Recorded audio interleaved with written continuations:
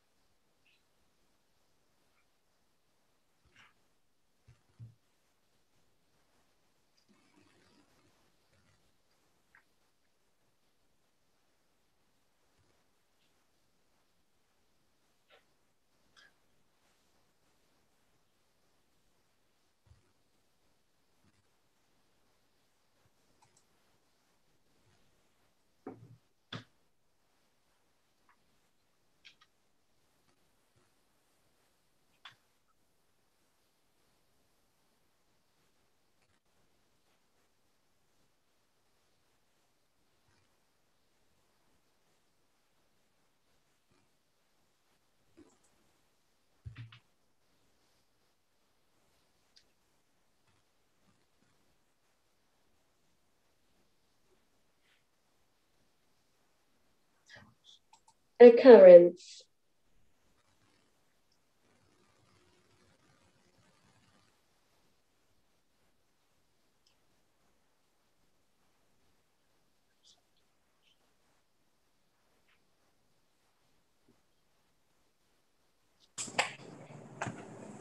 Akhilesh,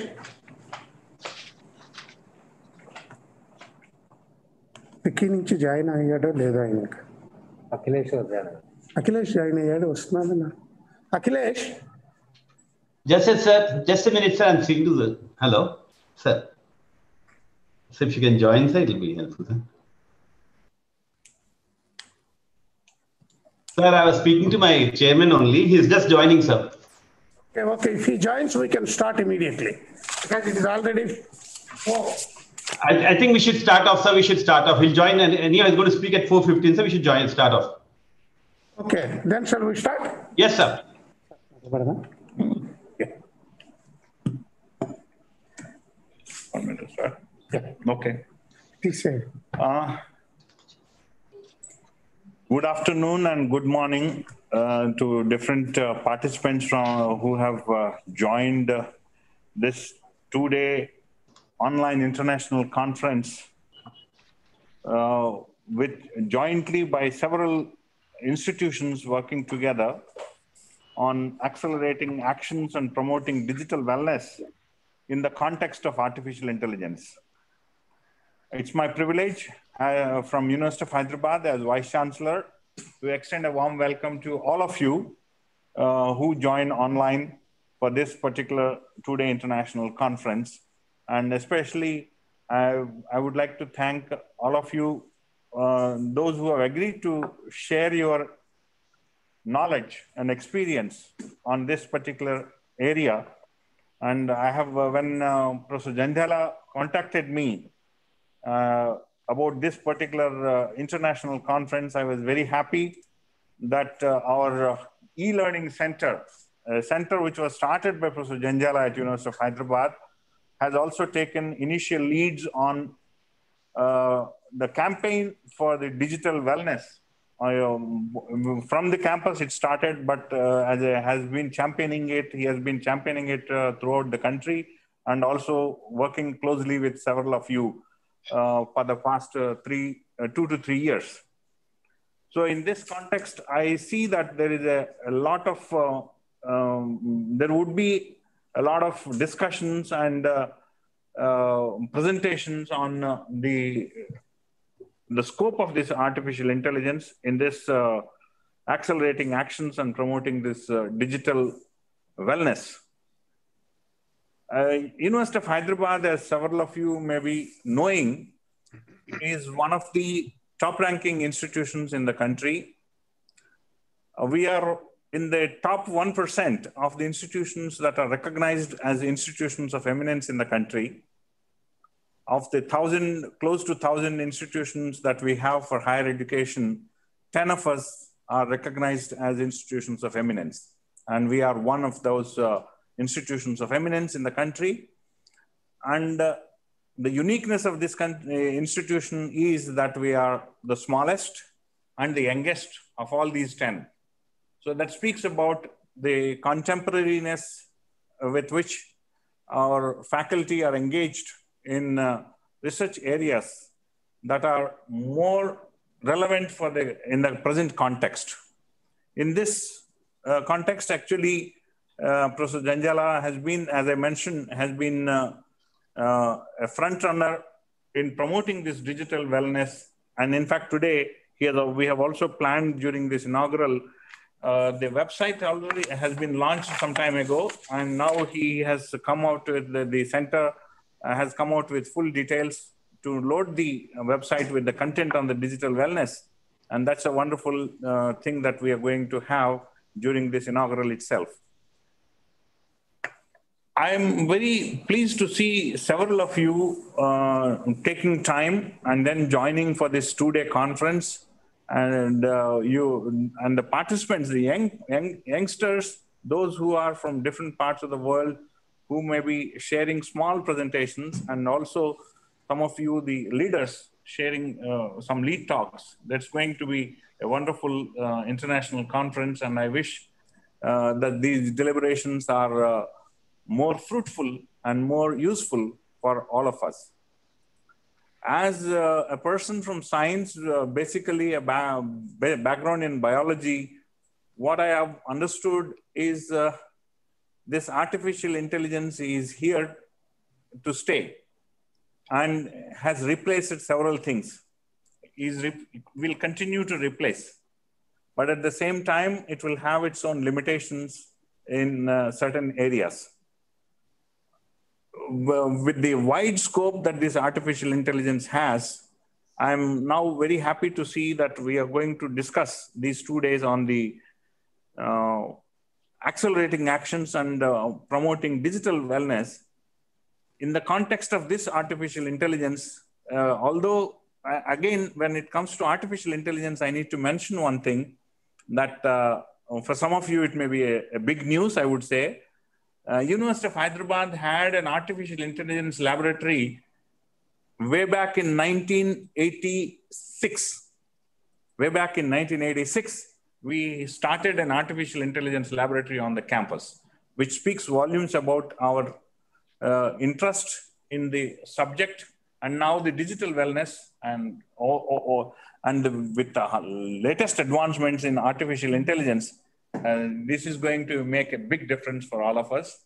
With these initial remarks, I would like to request our Professor Jandiala to give a brief overview about the two-day conference. And over to Professor Jandiala. Thank you, sir.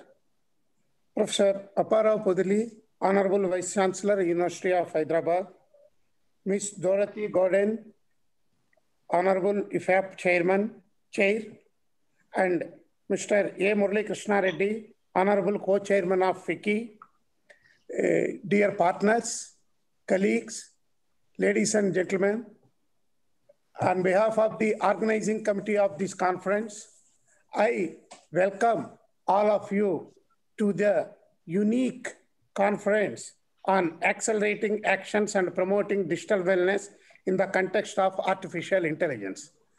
As all of us know that there is a great deal of research is going on across the globe on artificial intelligence, not only on artificial intelligence as a technical system, on various aspects, ethical aspects of artificial intelligence, in the sense, the social implications of artificial intelligence.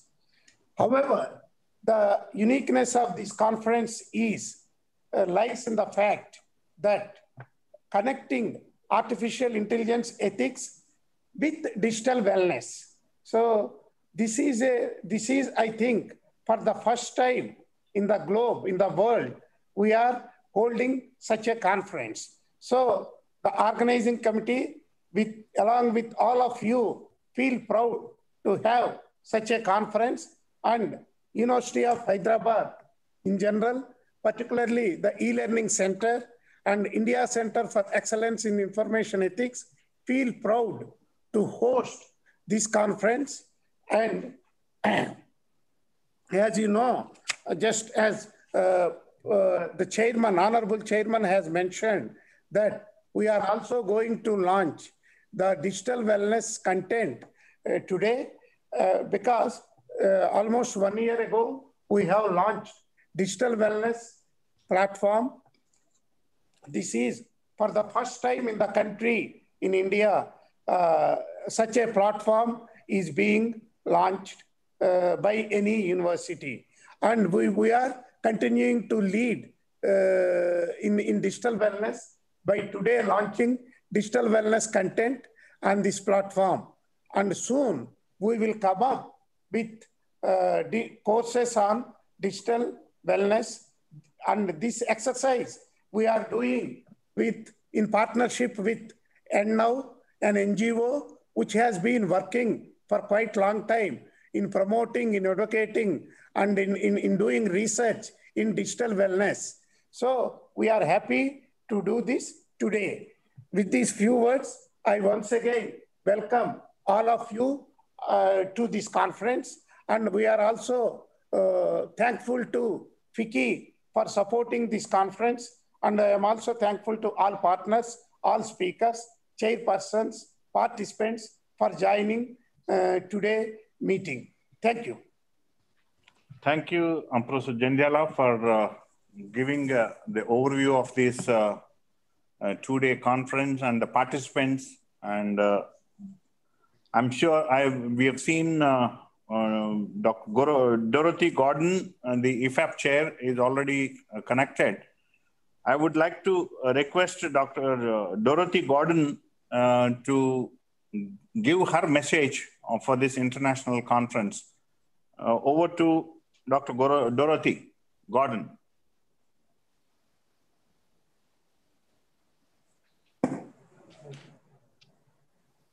Dorothy, you need to unmute.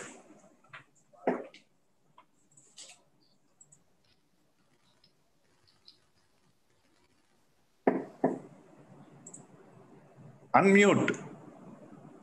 I have unmuted 3 times now. Anyway, wonderful to be with you. I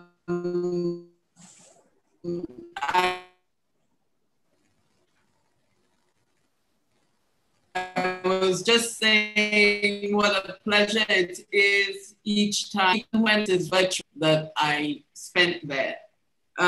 Good morning, good afternoon, and good evening, everyone. I would like to acknowledge Professor Aparao Podile, the Vice Chancellor of the University of Hyderabad, Mr. A. Murali Reddy, Krishna Reddy, who is the Honorable Co-Chair of FICCI, Professor Rao, our dear friend and chairperson of the conference, as well as Professor Sifa Prasad. And in Africa, we like to say all protocols observed, but to the organizers of the conference, the paper presenters, our distinguished participants.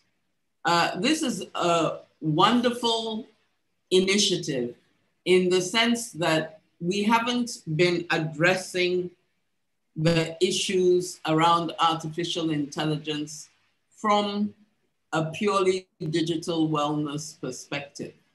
There are many issues around artificial intelligence, and what we see today is more and more institutions are jumping on the bandwagon. Everybody is coming out with guidelines, but when it comes to the substance of it, we have a long journey to go. We are far from reaching our goals.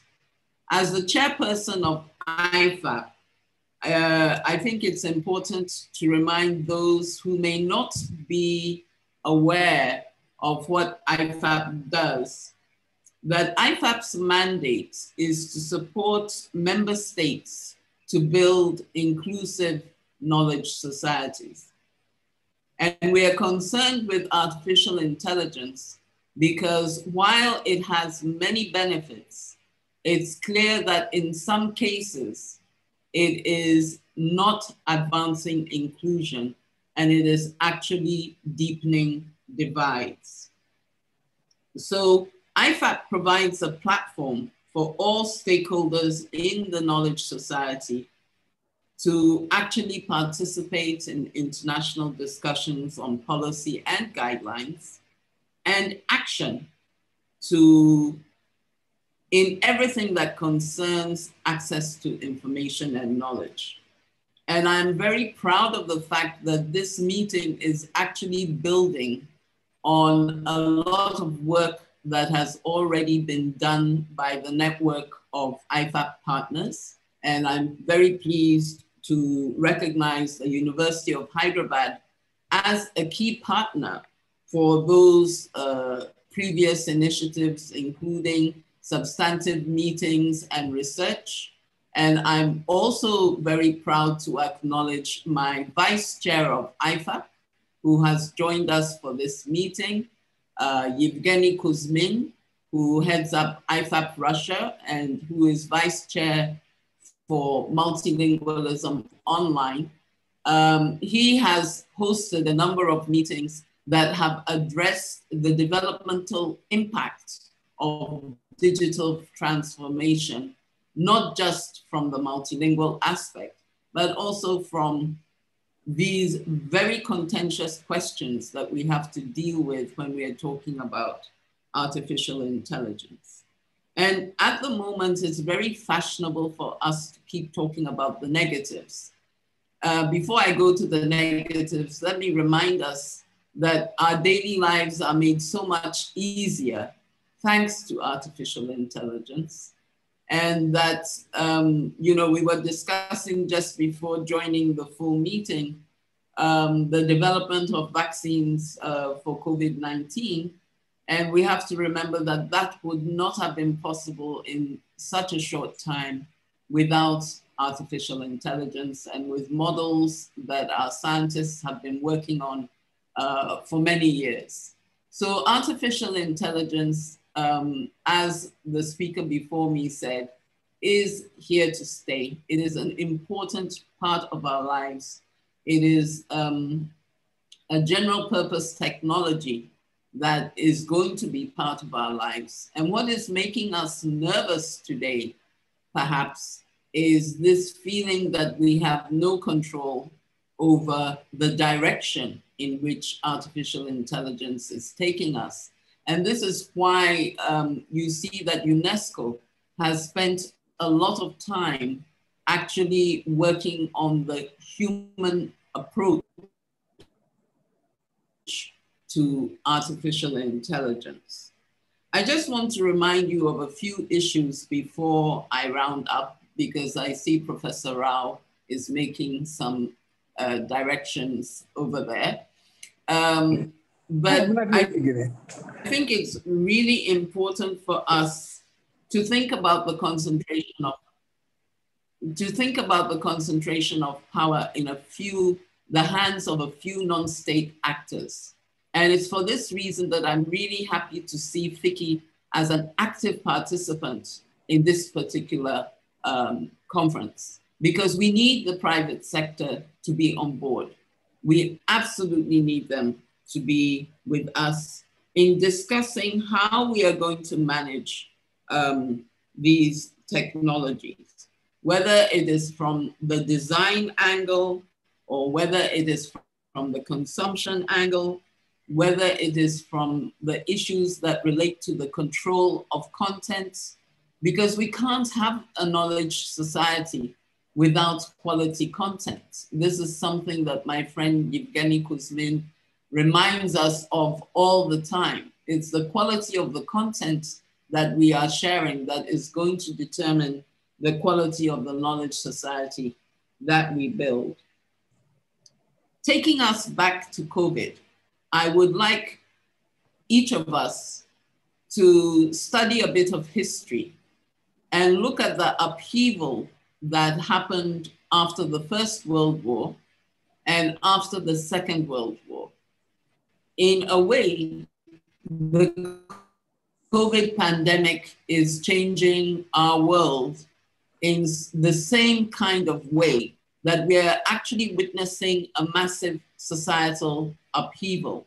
As a result of the pandemic, we see that we have had accelerating digital transformation that has even heightened further our concerns with how our data is being used, our privacy, the kind of advocacy we do around those issues, and the fact that the bulk of our populations are consuming technology without a clear idea of what that technology means in their lives.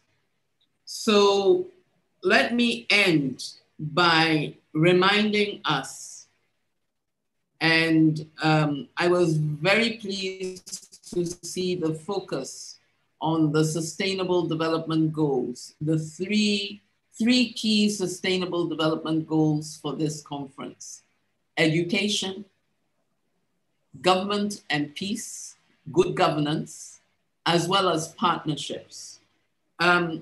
I want us to think about this because this is a very academic environment. We will have many professors speaking, but the movement nowadays is going towards a decentralization of decision-making power, a decentralization of the infrastructure that is used for the consumption of technology. So we're talking about hubs, knowledge hubs that are located at the community level.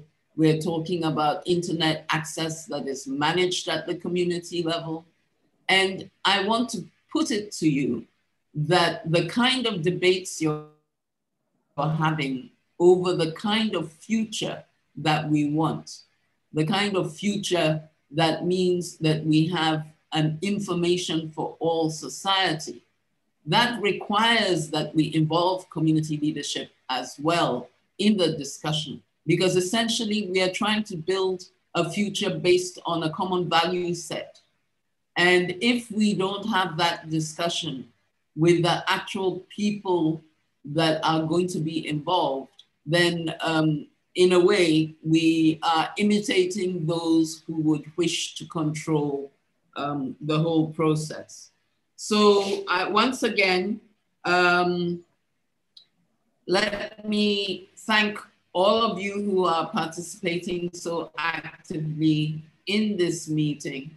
I really hope that as a result of this conference, we come out with recommendations that can guide us towards evidence-based policy, things that will make a difference in people's lives. Thank you very much. Thank you, Dorothy Gordon, and for the IFAP role that you have narrated, and also for reiterating the quality content that is essential to drive the knowledge society and the role of the industry. I'm very happy that you have touched upon some of these points in your initial remarks. We have our Murali Krishna Reddy Garu, who is the co-chairman of the FICCI. In fact, we have a long association with FICCI, the Federation of Indian Chamber of Commerce. We were awarded the Best University Award by FICCI a couple of years back.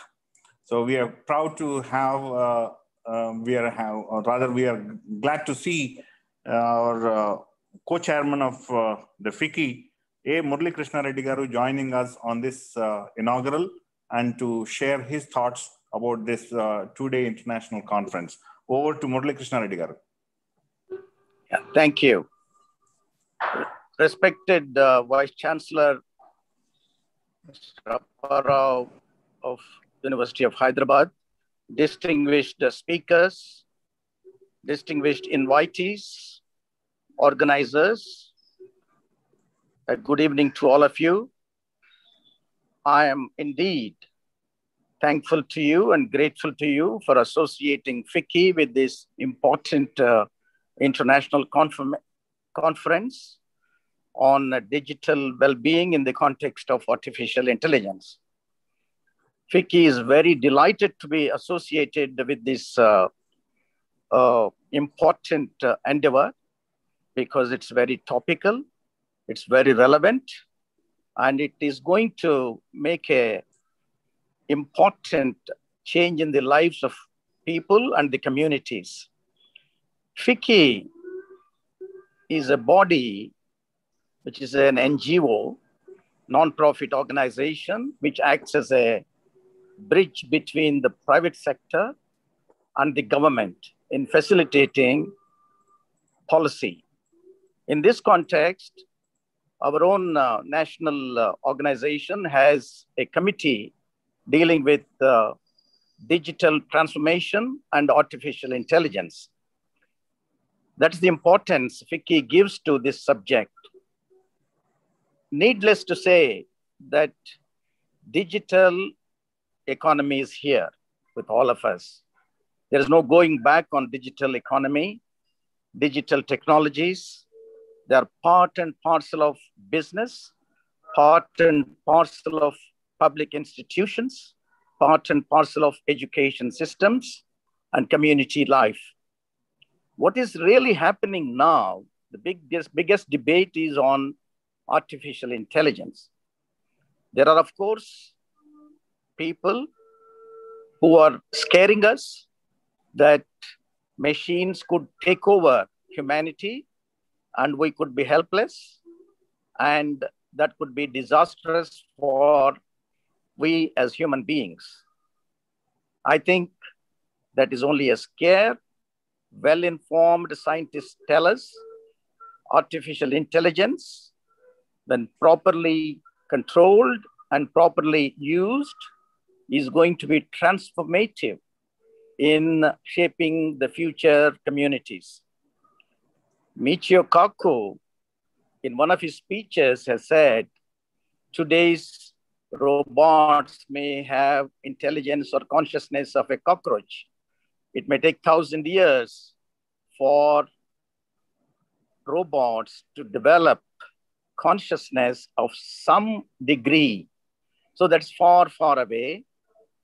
Whether artificial intelligence will lead to consciousness, I'm not a technologist nor a astrologer to predict that.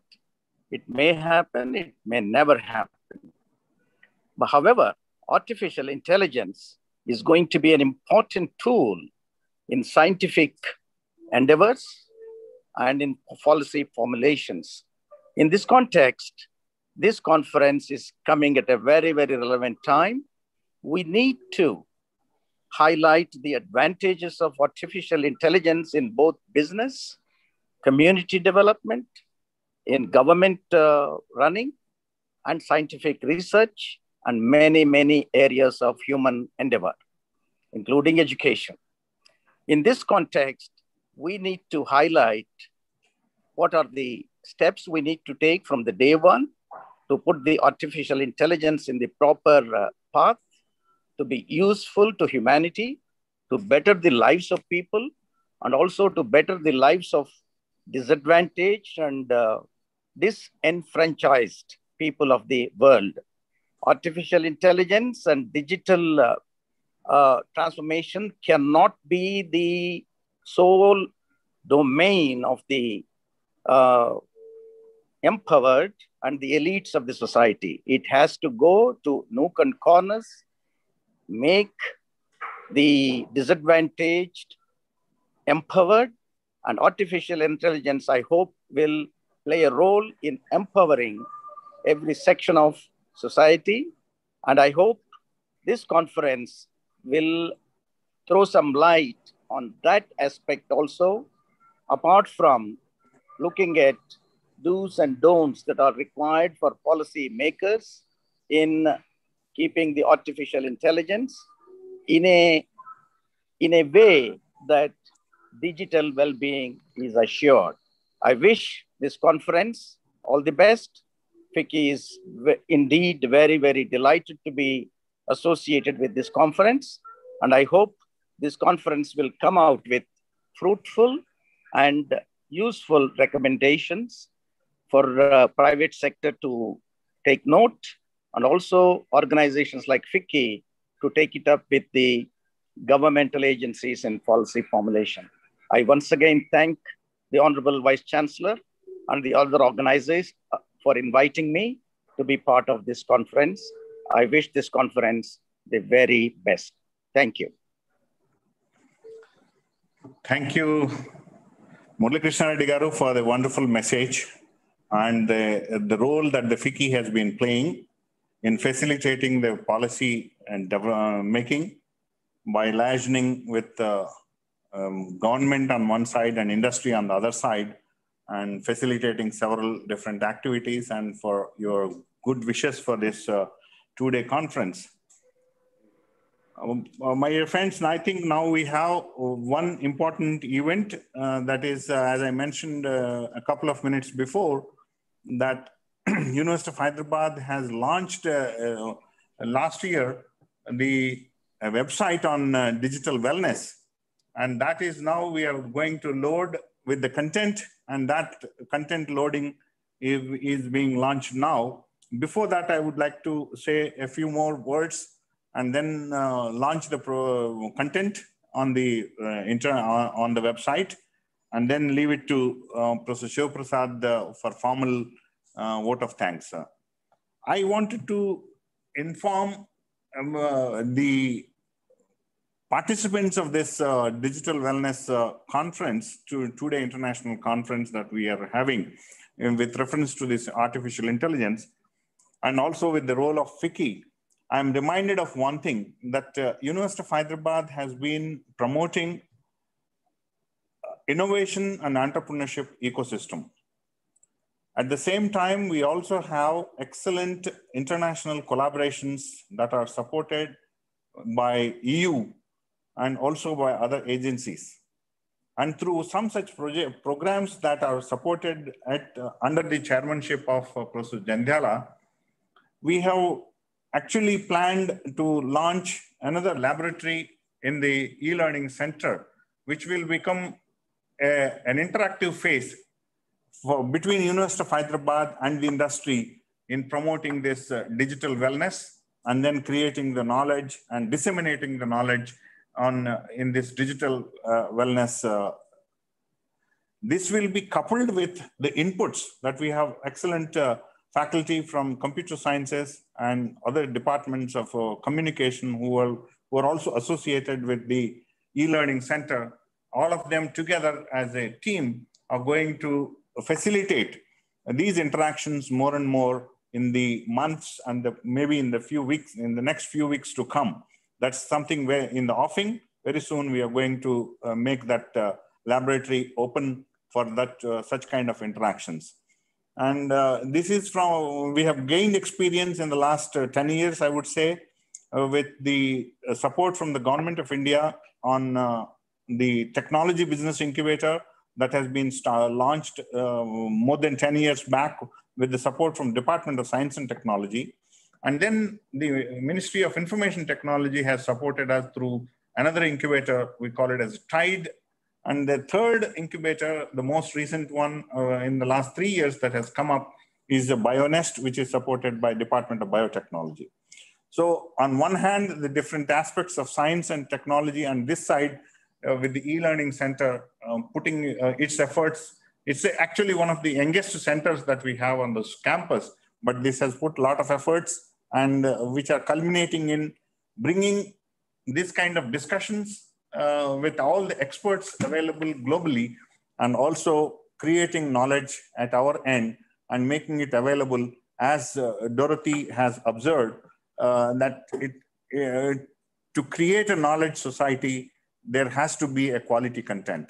University of Hyderabad is conscious of this fact, and we are all working towards this direction. With this, I'm sure when you open the website, you will realize that the content, the way the content is designed and uploaded onto the website, you will realize that we are in the right direction. With this, I would like to now see that this digital wellness content we would like to launch. Okay. Click on the digital wellness content. Click on the digital wellness content. Click here. Yes. Okay. Visible? Yeah.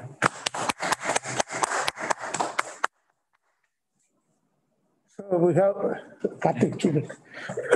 Yeah. Can I have it? So this is the digital wellness content that we are launching in collaboration with, in partnership with NNOW, and it is first of its kind, as I mentioned. As we all of us know, we have gathered here to say that we want AI, but we want responsible AI, in the sense that we need to have digital wellness in the context of AI governance, AI accessibility, AI applicability. So all these things are being, the digital wellness content is being loaded in this website. So we will have collaboration with educational institutions. We have collaboration with the communities, and our approach is to promote awareness on the right use of technology platforms, and also create online courses on internet ethics and digital well-being, make downloadable kits available, create database, conduct research, create culture of safe use of digital platforms, engage with communities. So these are this is the platform of advocating digital wellness, and there are posters in this platform, in this website. There is material available for advocacy. Everybody can download and translate into their languages if if one thinks that is useful. So this is in short about this. And we have, as I said, collaboration with NNOW, and we have also our activity partners are UNESCO and International Center for Excellence in Information Ethics. Thank you. Okay. I'm sure you will all like it. And I now request Professor Shiv Prasad, the Emeritus Professor at E-Learning Center Honorary Professor at E-Learning Center to propose vote of thanks. Thank you, sir. Over to Professor Prasad. Shiv Prasad. Thank you, sir. it's really a privilege to say vote of thanks. It is not just a formality because it is difficult to get so many luminaries at the same time, because they're all extremely busy people, and it is a great privilege for us to have all of them on this platform. So it is in this context, I feel it privileged to say my sincere vote of thanks on behalf of myself and also on behalf of the organizing committee. First of all, my most sincere thanks to our Honorable Vice Chancellor, who has always been encouraging, and then he is in the forefront to help us to take up any of the activities that we do it. But for his continuous encouragement, we wouldn't have been so much enthused to do things. Thank you, Professor Apparao Garu, and for your continuous support and for being there today to launch the digital course as well as to inaugurate this conference. Secondly, Ms. Dorothy Gordon is, she is excellent in putting things. In fact, her support has been there for us continuously. In fact, we are possibly demanding on her many a time, and she never was, in fact, she was so encouraging, so helpful, so nice to us. And but for her continuous support, I don't think many of these activities would have been taken up. I must thank her profusely for all the support and help, and for the wonderful message that she has given today, as she has been always, because her talks are always very interesting and very informative. Thank you very much, Dr. Dorothy. And I must also thank Mr. Murali Krishna Reddy, Vice Chairperson of FICCI. Of course, FICCI, we have been associated earlier also a couple of programs, including the earlier program that we have conducted. And it is difficult to get people because they are busy with many things, because these are also the seasons when the governments make budgets, and also they make demands from the industry and others. With all that, I think his wonderful words that he has made to us, and with all his good wishes, I'm sure this conference will definitely discuss many things, and then we will come out as we have been trying to come out with some broad recommendations, policy recommendations, and also the kinds of things that we need to take it further. We are definitely will be benefited by everyone over here. Last but not the least, all our partners who have been in the forefront from the beginning, even to the earlier conference, continuous support and continuous kind of encouragement, and their participation actively in all of this. In fact, many of them you can see on the screen. Dr. Evgeny Kuzmin, Rachel Chilwan, and many others. In fact, we have people from Crusade and others. And I think I'm conscious of time. I would like to stop it here. Thank you, one and all. Thank you very much. Thank you, sir. Yeah. Thank you, sir. Thank you very much.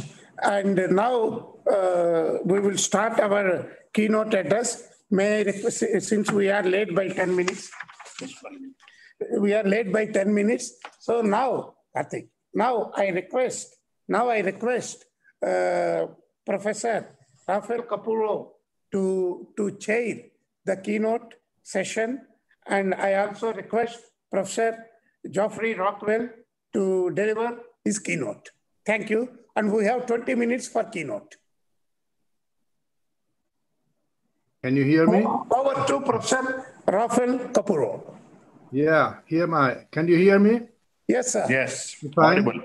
Okay, Yes, so welcome everybody once again, and thank you for inviting me to chair this keynote speaker. Geoffrey Rockwell is a good friend of mine, a wonderful colleague. He's a professor of philosophy and digital humanities. He's a director of the Kuhle Institute for Advanced Study and associate director for AI for Society, signature area at the University of Alberta. He publishes on textual visualization, text analysis, ethics of technology, and on digital humanities, including a co-authored book, Hermeneutica, from MIT Press, 2016. Oh, it stopped. Can you hear me again? Oh, yeah, you are audible. You are audible. Okay. So, and he's a co-developer of Voyant Tools, an award-winning suite of text analysis tools. So we're very happy to have Geoffrey with us now. And now, Geoffrey, the floor is yours, and thank you very much for joining us. Yes, thank you for that generous introduction, and thank you to all the organizers for bringing us together from around the world. I'm wondering if I can share my screen. Right now, my screen sharing is up. Thank you very much. I just want to hit share. So I'm hoping that you can all see. Oh, sorry, that was not the slides I wanted to share. And let me find. I have too many windows open. There we are. Okay, so I think I can now start my slideshow and start talking. Check the time, great. On March 17th, 2020, the Premier of the Canadian province of Alberta, which is where I live and work, declared a public state of health emergency. Other jurisdictions had reacted earlier and many even later, but it was about a year ago that we realized how serious this pandemic was. You can see here where Alberta is on the map in Canada. It's not a place a lot of people visit, so I'm just making sure you can know what I'm talking about. It soon became clear that the public communications and social media were going to be very important in this health emergency. In a democracy like Canada, health officials were not going to be able to control the pandemic without public acceptance of the measures being recommended. To make matters worse, they had to deal with a fast-moving social media communications ecology where public debate could not be controlled and would not wait for weekly press briefings. The well-being of Canadians was going to be negotiated on digital media, which couldn't be controlled. To make matters worse,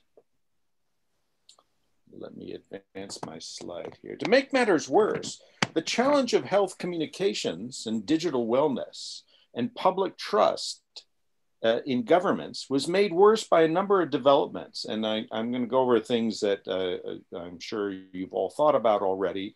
First of all, there was a breakdown, if you will, after the Snowden leaks, a breakdown of the social contract between at least the governments of the Five Eyes countries, the Anglophone countries, and their publics.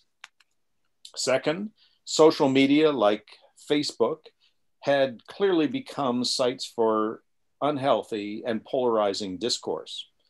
As we now know from some of the actual developers in Facebook, in order to grow, they had a sort of philosophy of constant growth. And in order to grow, they had developed algorithms that increasingly fed us content that tended to drive us towards extremes, right or left, in effect polarize us. They were in effect creating discourse silos where we would just hear one side of the story. Further, as we know from the Cambridge Analytica story, political actors were using social media like Facebook to nudge us and to nudge us during elections and try to influence us, not simply to influence what we bought, but to actually influence us politically. And this included, and there's now evidence that it's included nudging us on issues like vaccines and on health issues, anything where they could create polarization, especially in the United States, seems to be fair game. So the worry is that a polarized public sphere can lead to polarization when it comes to health emergencies. And in particular, that we're entering a situation, at least in places like the United States and Canada, where the public sees political issues as a form of sport or game, where you belong to one side or another, and you don't actually make up your mind based on the information that you have. You make up your mind based on what your side has decided is the right thing. So if you're on one side, and the other side is for wearing masks, you're against wearing masks. And so on and so on and so on. And it becomes acceptable to actually spread misinformation as long as what you're doing is spreading misinformation that is favorable to your side. The underlying problem, if I can talk a moment about this, is actually a change in the communications environment. We've gone from, over the last 50 years, we've gone from an environment of information scarcity to an environment of information excess. So we've gone from a situation where the problem was getting people access to information at all, to now giving people access to filters because there's far too much information. Political actors are not worried that much about censoring information because what they can do is they can overwhelm it, and they can use the social media and they can use other mechanisms to basically hide messages that they're not particularly happy with. So this is the challenge before us. What are going to be some of the solutions? So I want to take a moment to talk about the variety of solutions that have been suggested, many of which involve technology and many of which involve artificial intelligence, but not all. So to begin with, some of the basic ones, something that's become very clear is there needs to be consistent political messaging. If you have the politicians and the health officers contradicting each other, that is not going to lead to public acceptance of recommendations and regulations. Something that affects us here, something very important, is science and digital literacy. The more literate a public is, the more they're able to assess misinformation. We need better communications models for communications that are adapted to social media. We need possibly, and there's been a lot of discussion about this, especially as stuff is coming out about the 2016 election, maybe we need more regulation, and especially regulation of social media. Something that involves AI, there's been a lot of research and a lot of attempts to look at how AI could help us with real-time fact flagging, extracting statements and then comparing them to reputable sources and being able to basically flag misinformation on the fly as a way of trying to reduce its impact. I'm going to propose that one of the things we also need is systems that support healthy dialogue, because I'm going to try to argue today that one of the things that we really need is to maintain an open, transparent, and ethical public sphere. So in some ways, we want to be careful about forms of regulation or censorship. Instead, we want to figure out how AI can help us actually support rather than hinder healthy dialogue. I just want to stop a second and talk a little bit about technology and the pandemic.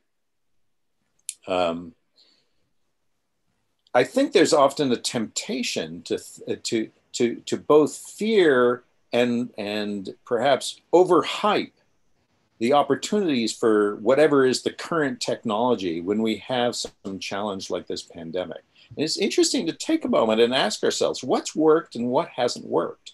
because we've actually seen some very old, if you will, technologies or traditional established approaches that worked, starting with a quarantine. And the word quarantine, of course, goes back to the Venetians, the 40, the 40 days that boats had to stay offshore before they were allowed to dock. This is an old approach. Social distancing is essentially an evolution of quarantines. Masks. What were the Venetians wearing? Those beautiful leather masks. If you ever go to Venice and you see the carnival masks, some of them actually go back to the plague doctors and were ways of trying to control the air that you breathe.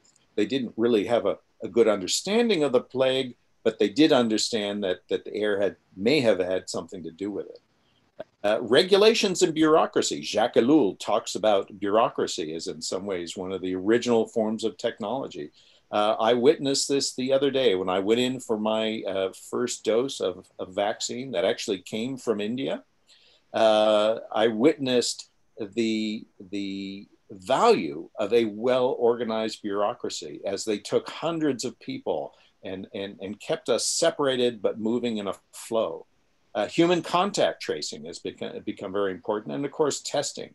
We've also seen digital solutions or high technology solutions that work and didn't work. Two that haven't worked quite as well as we wanted them to. One was contact tracing apps. There was a lot of excitement around the idea that we all download this app to our cell phones. Bob's your uncle, will be able to track who we're close to and something like that. In fact, the contact tracing app for Alberta called AB Trace Together, which is based on the Singapore one, hasn't worked at all. There's been fewer than 20 contacts that have actually been followed up on based on that. And it's partly because there's a difference between Alberta and the federal government. But even some of the testing, there's been a lot of tests rolled out that proved to produce far too many false positives. There's been problems with some of these high-speed tests. On the other hand, we have seen that AI and other analytic tools have been very good at modeling the impact of different solutions. We've seen, as we're looking at right now, let's not forget conferencing. You know, a year ago, how many of us were doing conferencing? I was doing conferencing, but you know, video conferencing on a regular basis for teaching was something that was rarer. And yet now here we are with tools that have been rapidly improving. We have increasing approaches to trying to study at-risk populations, use, in effect, epidemiology, use health data, electronic health data to try to model who is more or less at risk. And of course, as was mentioned before, we've seen AI help in vaccine development. So we're seeing a mix of established older approaches and digital approaches can help in this type of situation. So the experiment I want to talk about is one that I'm involved in. And this is an experiment called GUARD AI, which stands for Guarding At-Risk Demographics with AI. It's part of, my part of this project is part of a larger project. Edmonton is actually one of the places in Canada where we have a significant portion of the population, we have complete electronic medical records. So one of the things that my colleagues in health and my colleagues in computer science are doing is trying to bring together these the databases and see if we can actually model what demographics are at risk and therefore do a better job of supporting the people who are vulnerable. The portion I want to talk about is prototyping an observatory, which is looking at this communications problem. And I'm not going to go into a lot of detail about this project, but I want to say that this is a project that is an example of the contribution that the humanities and social sciences can make. Those of us who pay attention to communications and ethics and information, I hope I've made the case that communication is central to our ability to manage this pandemic. So now the question is, can we help in the design of ethical systems that encourage appropriate dialogue?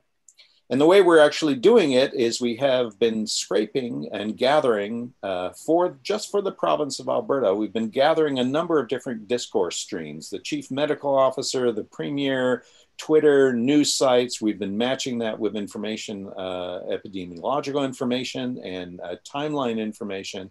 And we are retrospectively experimenting with various forms of citizen analytics. Our hope is to be able to find approaches that can then be turned into real-time approaches, real-time systems that would reflect information about the discourse about the pandemic back to the community.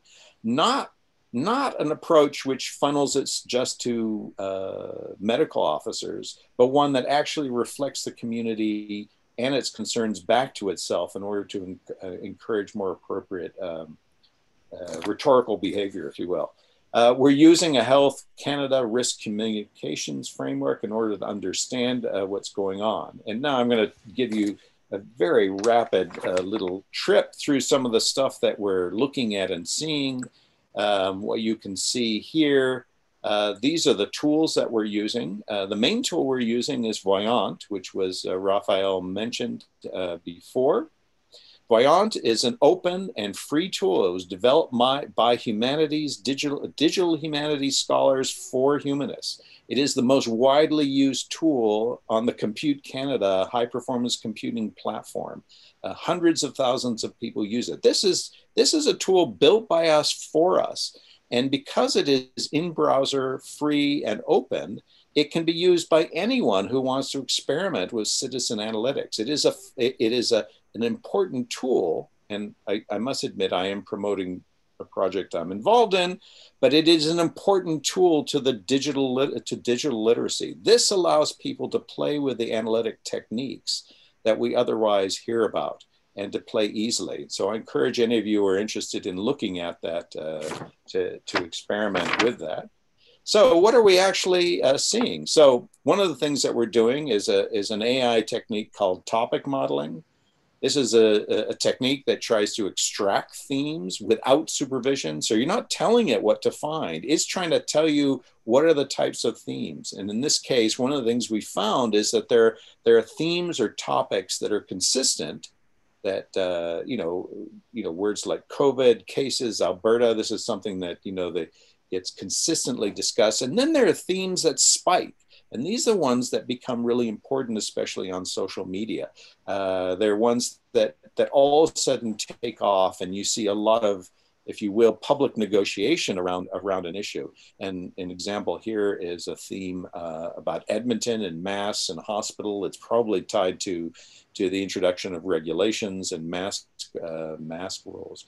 Something else we're experimenting with, and it's not working that well right now, but is sentiment analysis. Can we begin to not just track what's being talked about, but how it's being talked about, and who's talking about things in positive and negative ways. And here you can see our Premier Kenney over the various months that we're prototyping right now. You can see that one of the sort of sentiments or emotions that he talks a lot about is work, because of course, as the Premier, he's talking about employment, people getting back to work. There's a lot of positive emotional words and so on like that. Here you can see us, one of the things we're trying to do is to track how messages from the chief medical officer might get played out on Twitter. So we're trying to see that, do the messages, are they heard? How do people respond? And you can see in this particular case, we're looking at virtual care. And early on in the pandemic, the chief medical officer actually announced that people can visit their doctors virtually.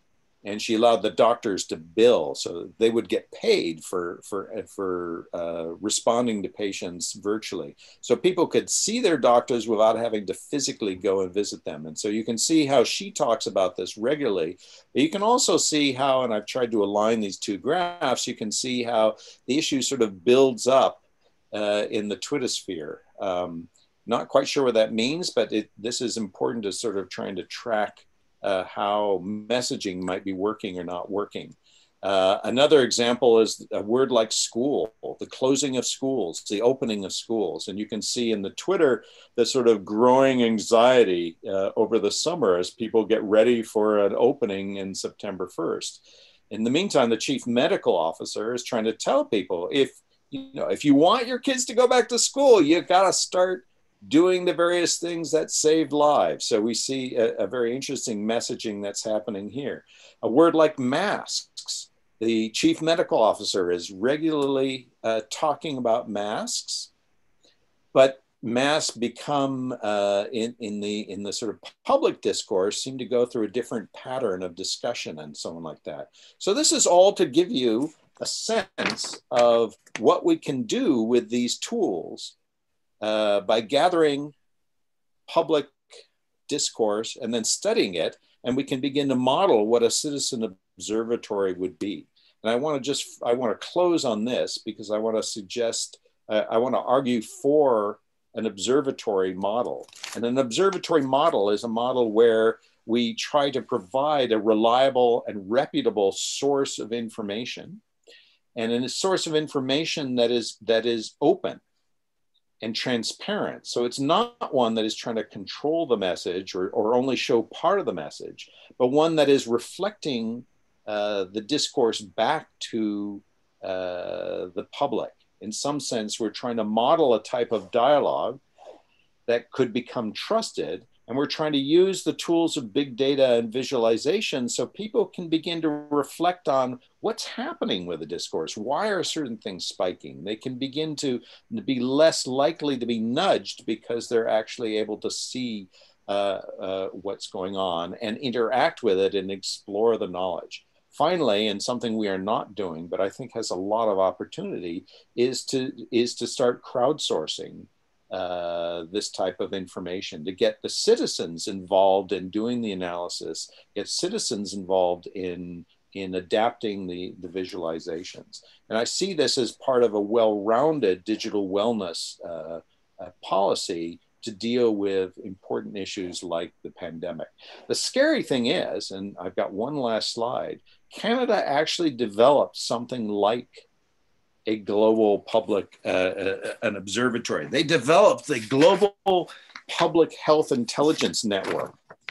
And this was started in 1997 with the WHO. And it was an event-based, multilingual, early warning and situational awareness network for potential chemical, biological, radiological, and nuclear public health threats worldwide. And in the way these things go, it was shut down in May of 2019. But this is from a slide deck that they circulated showing what they were doing. They were bringing in all sorts of channels of information and then trying to analyze them in order to help.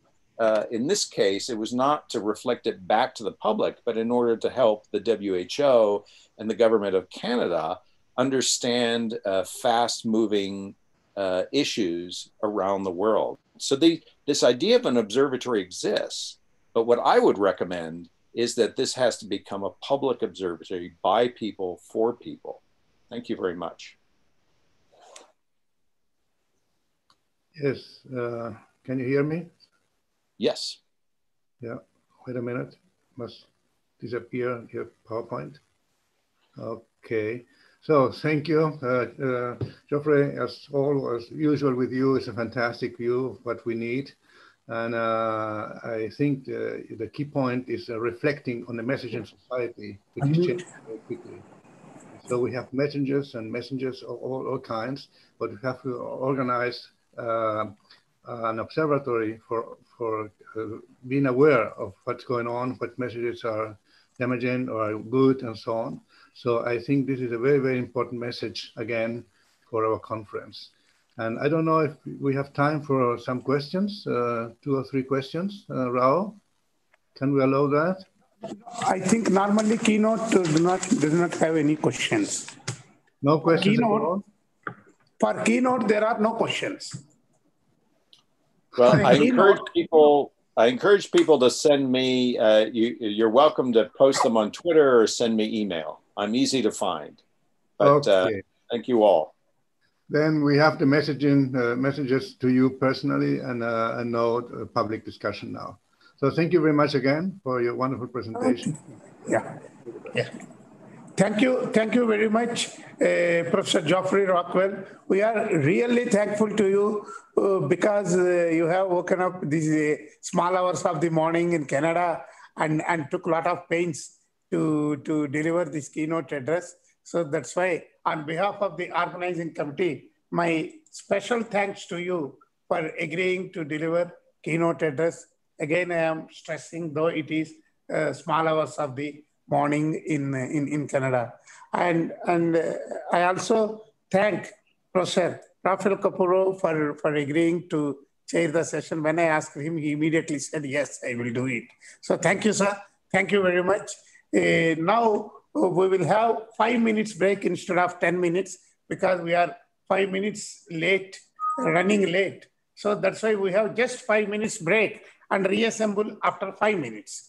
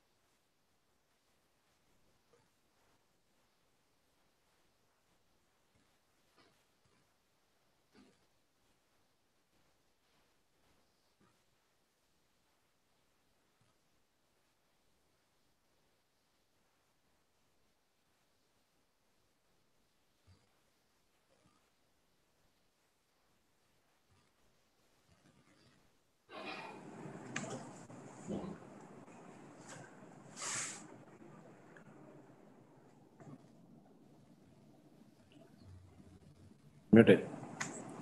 I welcome all of you to the session 1 on artificial intelligence, digital wellness, and indigenous societies. This session will be chaired by Evgeny Kuzmin, and there are 2 papers in this session, one by Julvan and another one by Professor Shiv Prasad and myself. May I request Kuzmin to chair the session? Yes, you may. Yeah. Kuzmin, I would like to share a couple of thoughts with you before starting the session. One is that please maintain the time because we are running already 5 minutes late. That is one. And two, as we did in the earlier conference, we will have discussion on 2 papers after presentation of the 2 papers. That is number 2. Number 3, we will have, if the time is not sufficient, we can have ask the participants to put their questions in the chat box so that the speaker can answer to those questions. Okay? Okay, I think that 3 tasks is too much for 1 hour session. So, okay, nice, thank you. Good morning, good afternoon, and good evening, dear colleagues.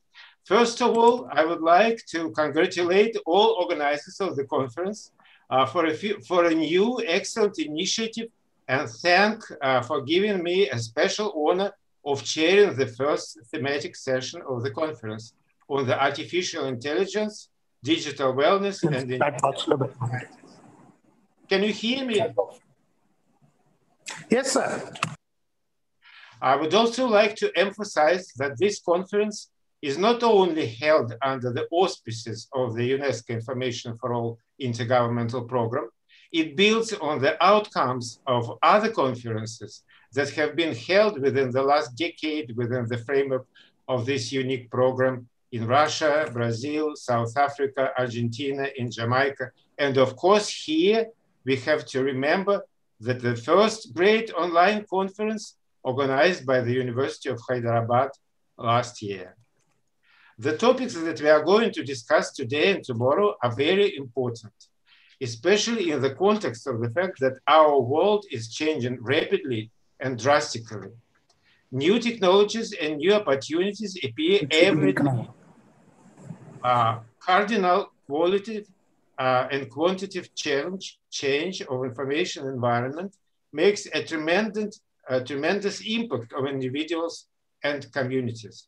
This impact is thoroughly new and not sufficiently studied.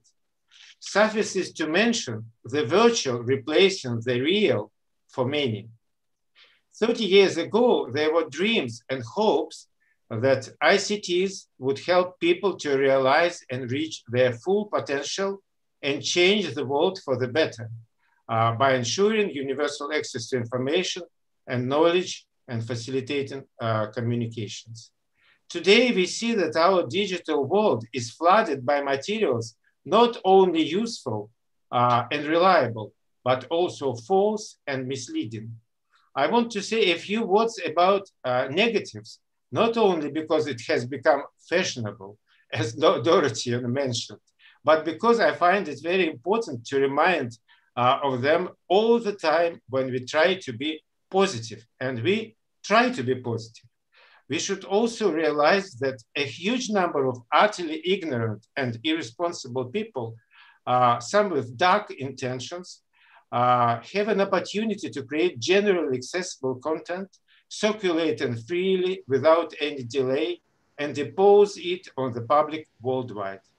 Today, no one has any illusions. ICT is being aggressively used and will increasingly be used to spread misinformation and fake news, that is lies, to manipulate and control public consciousness and behavior, especially in global social networks, to conduct cyber wars and information wars. Cyber crimes such as hacker attacks, cyber fraud, and cyberbullying, and many others have become a common daily occurrence. Recently, hackers brought down the website of the Russian Committee of Information for All program. And it took us a lot of efforts and money to restore it. Who did it and why, we don't know. Perhaps it was done by people, our ill wishes, but perhaps it was done by artificial intelligence, which is being used on an ever increasing scale today for both good and malicious purposes. We are all under the constant surveillance of not only secret services and ICT corporations, but also actors completely unknown to us. We see that global ICT corporations are gaining more and more unlimited power, even over the leaders of the world's main superpower, and are considering their internal instructions above national laws in many countries.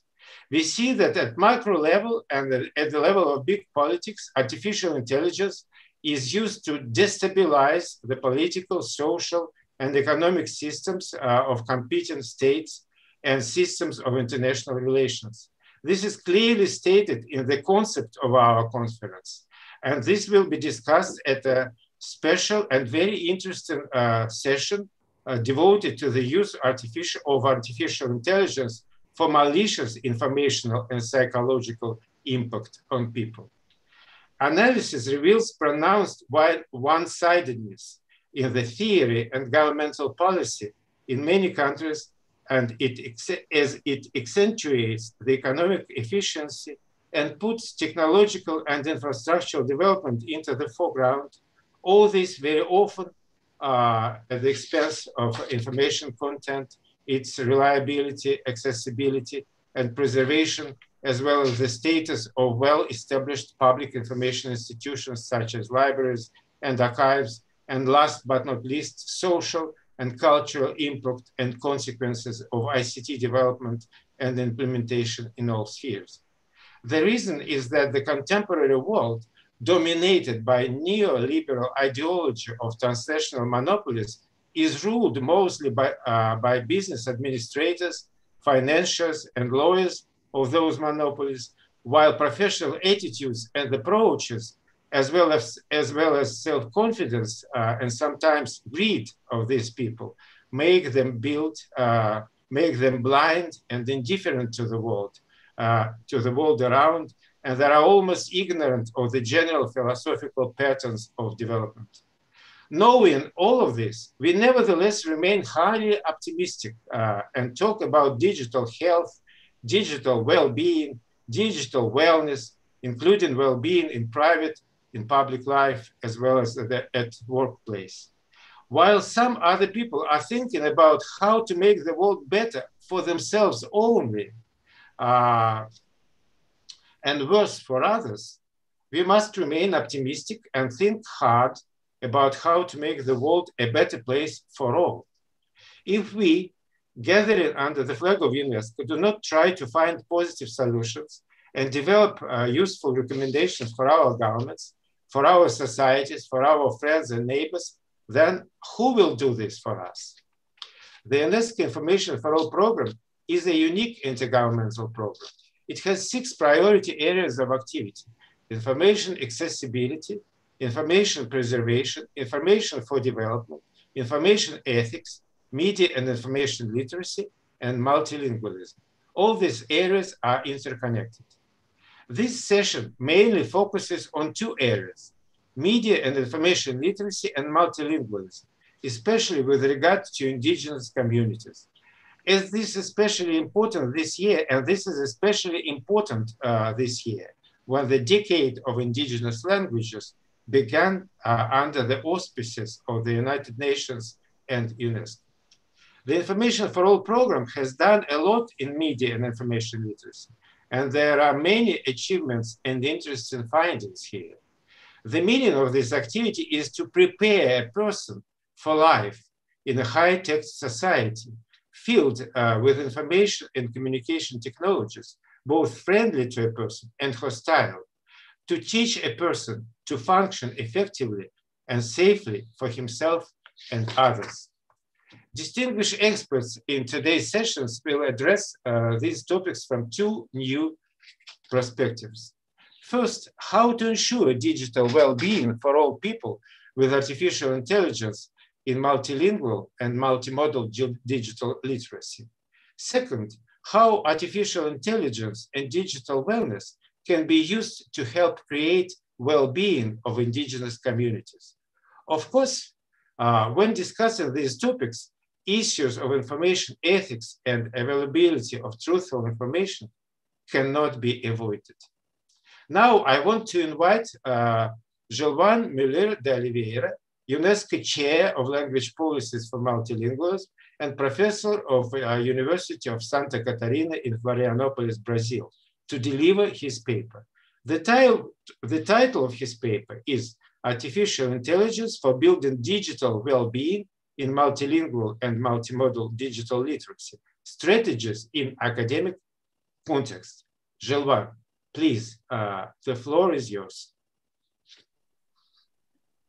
Thank you very much. It's an honor and a pleasure to be with you. I would like to thank all partners, all participants for this opportunity. And I go directly to the content to avoid time losing. So my contribution goes on discussing some topics on education and sustainable development goal education.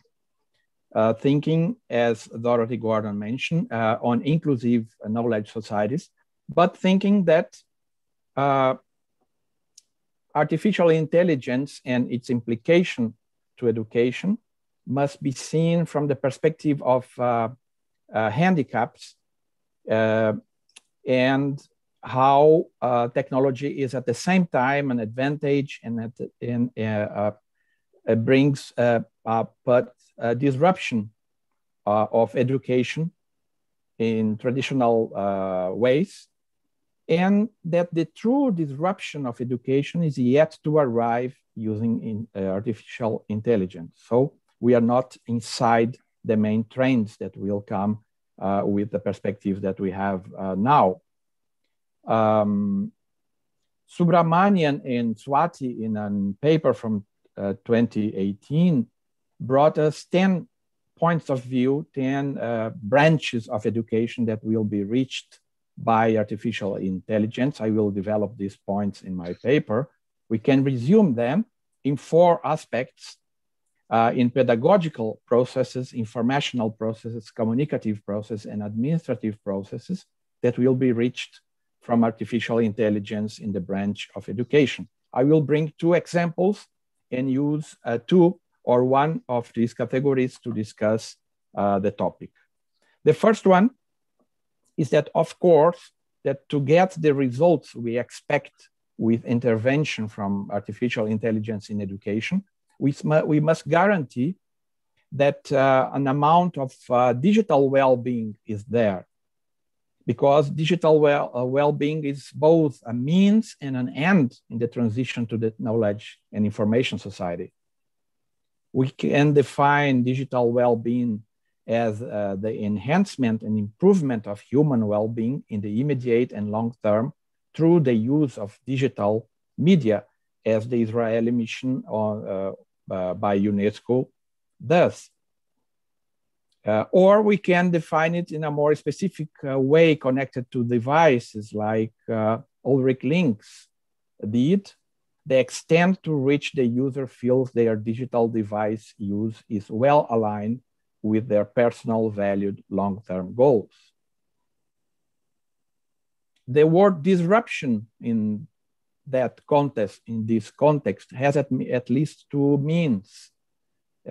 It's a radical change on the technological basis that we are living in, but it's at the same time the disturbance of events, activities, and processes.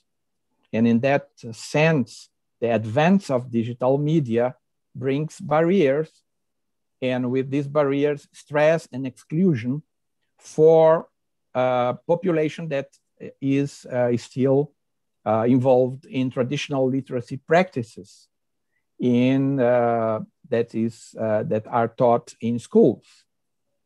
Of course, we know that COVID-19 pandemics accelerated the transition to remote education. And remote education is a good environment to think on how artificial intelligence will impact education. So we could say that remote learning and teaching at schools and universities around the world has caused great discomfort for students and teachers due to the accelerated use of new technologies, which have disabling old practices of personal interaction in the classroom, force the use of little-known tools such as Moodle, interactive platforms, etc., because of the so-called space-time compression brought by internet. If we see the case of Brazil, we can see with official data of our education ministry that an important amount of loss in content is caused by remote learning or remote education. The inequality inside the country can be seen. The southern states have a loss of around 25% of content in mathematics and language, Portuguese, but the states on the north part of the country can have a loss of still 50% of the content.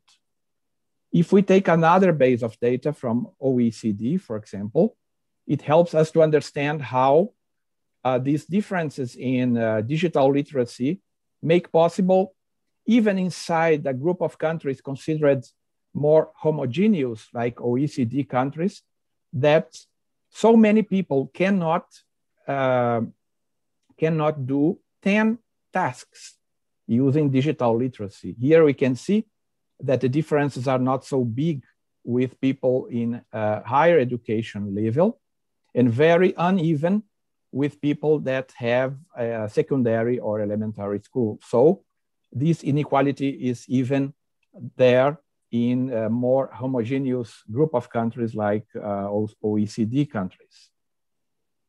We are not speaking here from risks of the digital age ranging from job losses and cyberbullying to security and danger to security and privacy, but only to the malaise of digital tools related to education and how people can access education using these tools.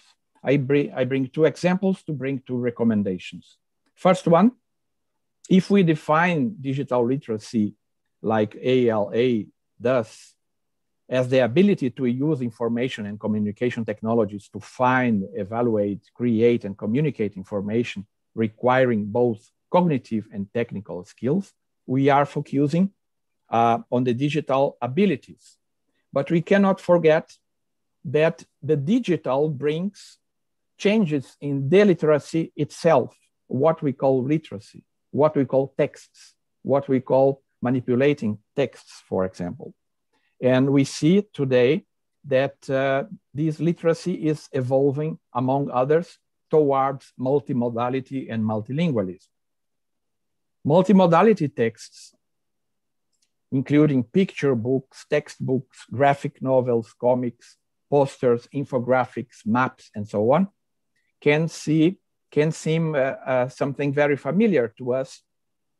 But in the evaluation of the national exam of Brazilian high school that impacts over 6 million young people each year, the number of multimodal questions is rising. We have now around 1/4 of questions in language and literature, foreign languages, and arts. 1/4 of the questions are multimodal questions using all these semiotic approaches to understand image, maps, infographics, text, and so on. But it's considered by the ministry one of the main problems for the students to read and interpret multimodal texts, just to bring an example. So if we go back to the 10 categories of Subramanian and Swati, we can see what he calls, or they call, smart content as the possibility of using artificial intelligence to produce strategies for superating, overcoming specific problems from which we have diagnosis from evaluation systems. Like, for example, how to teach reading and interpreting multimodal texts for a broad public in schools, for example.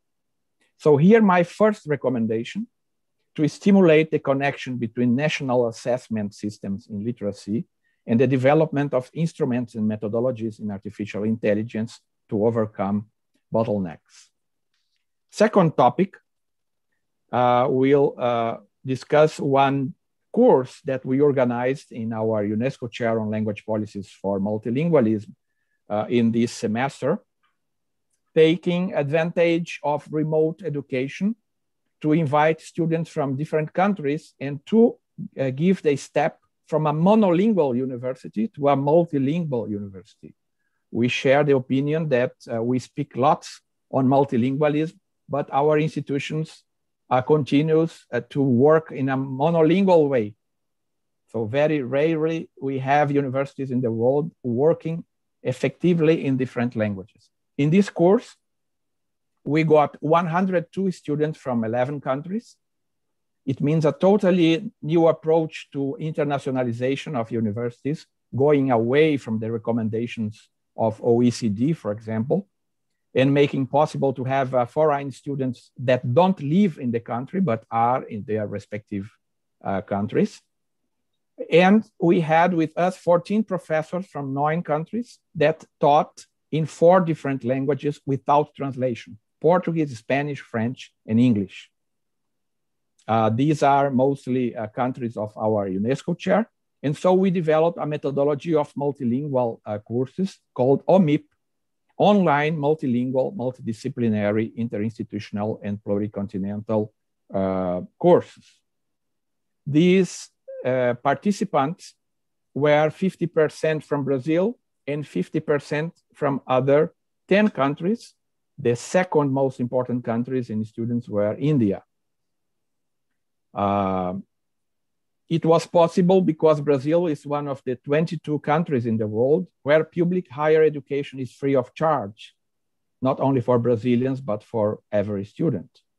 So here are the languages spoken by the students. We had students speaking 24 languages, and an interesting structure of multilingualism. 70% of the students are speakers of Portuguese, 70% from English, 50% Spanish, 20% French. Between 5 and 10% of the students spoke Hindi, Russian, Indonesian, and Arabic, and 3 or less percent all other languages. Only 5.5% of the students are speakers of Portuguese, Spanish, French, and English. It means from the 4 languages. What brings us the image that it's possible to be in a multilingual environment without speaking all the languages that are used there, as we always discuss for multilingual repertoires. It has an impact in education if we see that the presence of English is relatively decreasing with time on internet, not because the content and users are less, but because content and users of other languages are increasing faster than content and users of English. And that is an important question why we should have multilingual courses at universities. Second, if we see the largest university systems in the world, we see that China, India, Russia, Indonesia are among the most important countries, and not always English is the language used for universities. So in this context, I come back to my prior slides only to see and to say that these innovations made possible in remote education open a very important task for artificial intelligence. In our case, we could ask how to increase the digital well-being of students, speakers of different languages in remote multilingual teaching, guaranteeing access to content in languages that certain students do not speak, and at the same time, enabling the international environment of the university online for language learning. So here, there is a space for automatic subtitling, for virtual interpretation booths, for electronic translation, for summarizers and information extractors, for speech writers and automatic readers, and for integrated personalized language learning paths, if we consider that multilingual environments can be very well used for learning new languages. So I come to my second and last recommendation, that accelerating actions in promoting digital wellness for life and productive interaction in multilingual educational environments through artificial intelligence must be in our horizon. In that sense, it's important to transform monolingual solutions, and most of the universities in the world are monolingual, in multilingual solutions for education, considering that multilingualism is not the sum of languages, but the webs of relationships woven between them. I bring in the end, as always, the suggestion for 18 Sustainable Development Goals that catch these trends: access and production of socially relevant knowledge in all languages. And all languages means, in our case, better literacy and digital literacy for everybody.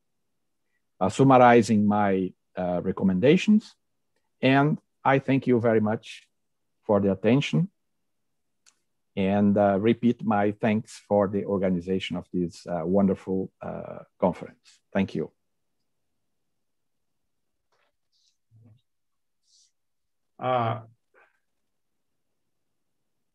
Colleagues, can you hear me? Because I see Giovanna on the screen and I do not understand who addressed me. Yeah. Yes, we can hear you, sir. Okay. First of all, I would like to thank from the bottom of my heart, Gilvan for his brilliant speech. He also always, delivers a brilliant speech. And he is one of the greatest, enthusiasts of to promote multilingualism, for better education, for better life, for wellness, for well-being, and so on and so on.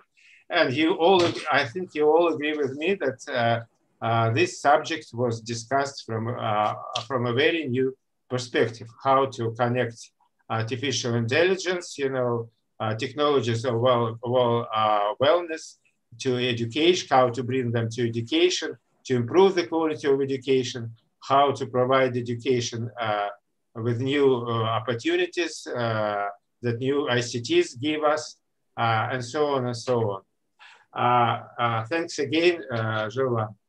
Your speech was very thought-provoking. Now, I would like to invite to deliver a speech two of our distinguished experts, and two of them are also organizers of this conference. So this is Mr. Siva Prasad and Prabhakar Rao from University of Hyderabad. They will be speaking on the role of artificial intelligence and digital wellness in the well-being of indigenous communities. Very ambitious task.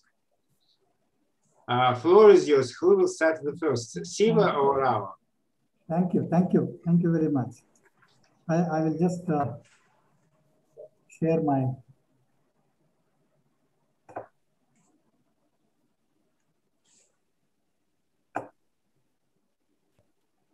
I hope the screen is visible.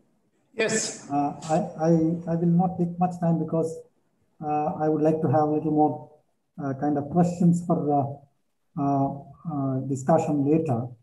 And to start with, why we need to talk about the well-being of indigenous communities. Largely, many of the marginal communities, indigenous communities or minorities, they get neglected in any of these kinds of initiatives. That's one of the reasons why. Mute yourself. So one thing we must remember is that AI is one of the most powerful kind of, media that's being used in different fields. And many of the world economies, or even many of the countries, are investing in heavily on AI, artificial intelligence, and also using artificial intelligence for development and other purposes.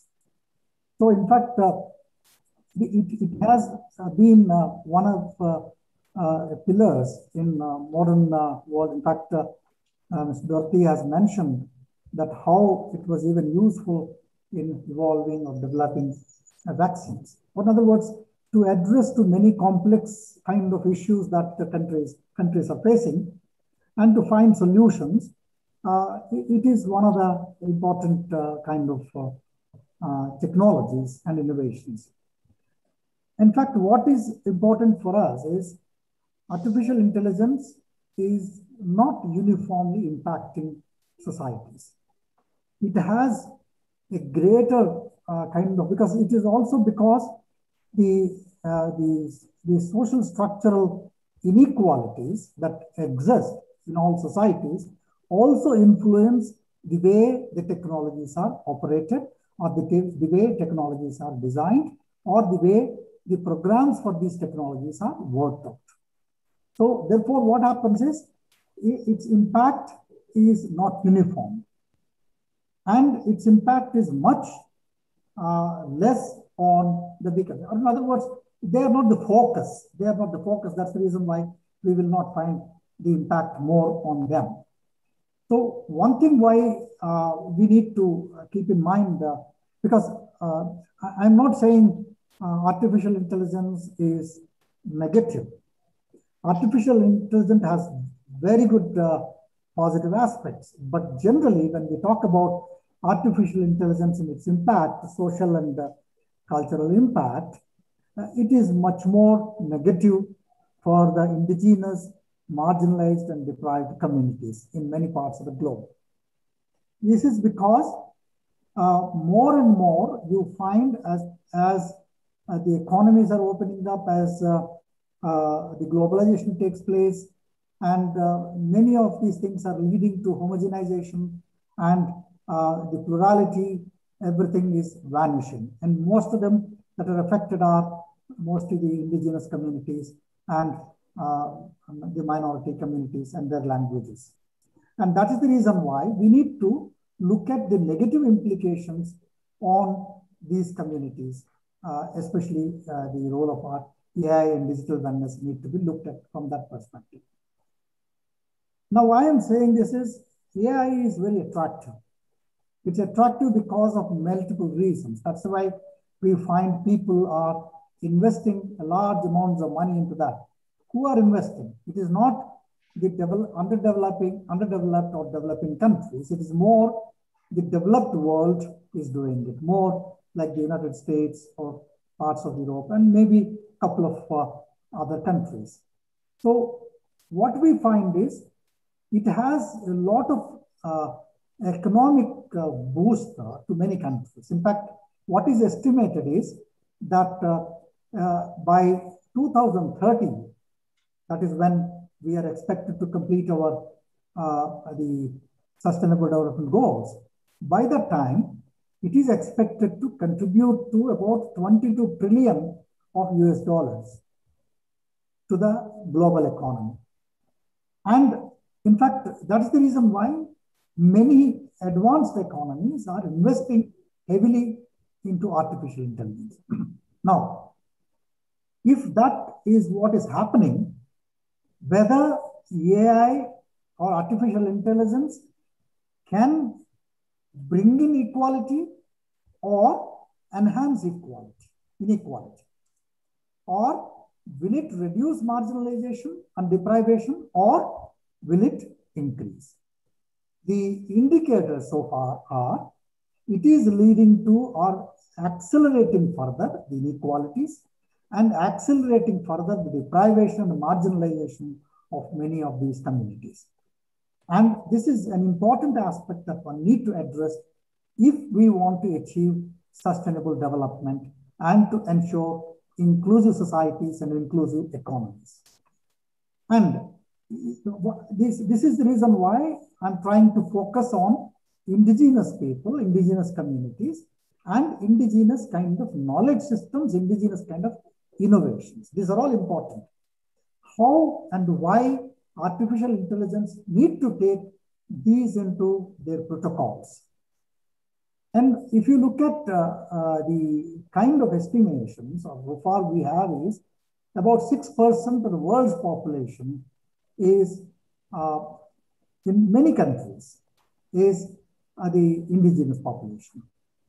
Indigenous population is also important because they are living in the biodiversity rich territories, and they are protecting even whatever remaining world's biodiversity is protected by them. It's about 80% of that is protected by them. Yeah, in other words, they play a significant role in keeping this world going in a better human way or better ecologically otherwise. But what is that they get in return? This is what we need to address ourselves. So therefore, the local cultural or indigenous knowledge, which is important for the preservation of natural ecosystems, but it is also important for protecting the languages. It's because it is the language which is the means by which many of these knowledges are expressed, because there are specific words and specific languages in the given local environment to understand the local problems, to find solutions to them. We need to keep that. So preservation of the languages of indigenous communities is crucial for sustainable development and to protect the world's natural resources. That is the reason why we need to focus on this. Now, let me come to the indigenous communities and artificial intelligence. Straight away jump into the problem area.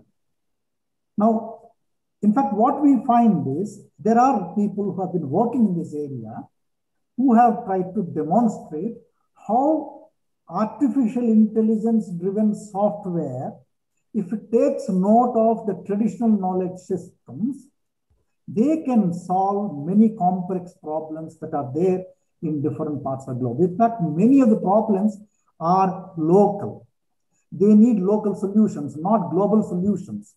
And that means artificial intelligence has to be diversified, has to take those kinds of issues into consideration. If we do that, it can find a tremendous amount of solutions to many complex problems that we are facing, whether in the area of agriculture, or in the area of environment, or in the area of health, or in the area of water management, you name any.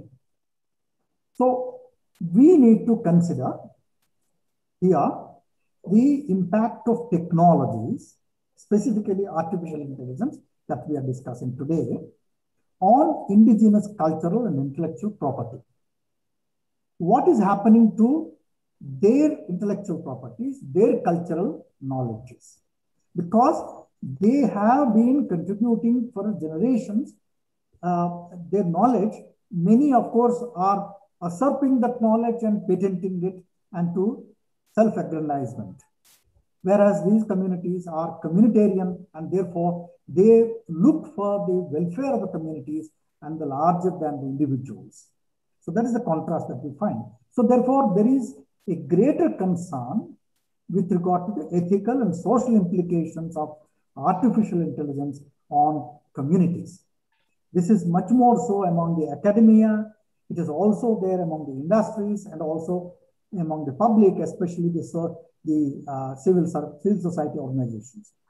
So the studies have shown AI-driven technologies have accelerated the social divides. They have not bridged the social divides. They have accelerated inequalities among the historically marginalized societies. So this is also important because this is true with most of the underdeveloped and developing countries. So what we find the kind of a divide is also noticeable amongst the countries. So the least or less developed countries and developing countries are far behind the developed world. So therefore, we need a deeper understanding of social impact of artificial intelligence in diverse social settings. It is essential if we wanted to have more sustainable kind of a development. That means to implement and monitor responsible and beneficial artificial intelligence technologies. And this becomes a basis for developing meaningful regulations of these technologies. In other words, there's a strong bias of artificial intelligence in global contrast towards the developed world, especially the US and Europe. And there's much of the research is only from there, not outside those territories.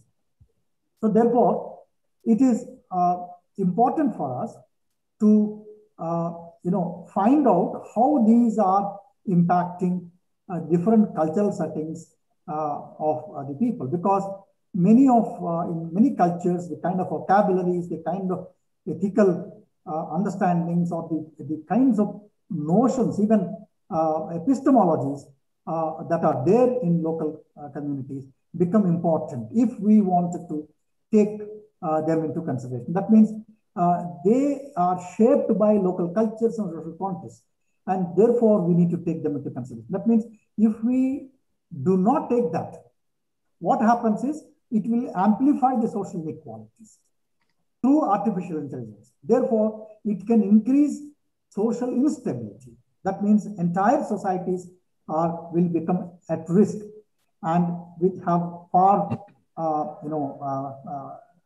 far-reaching kind of geopolitical consequences. Therefore, AI has to be understood as a techno-social system.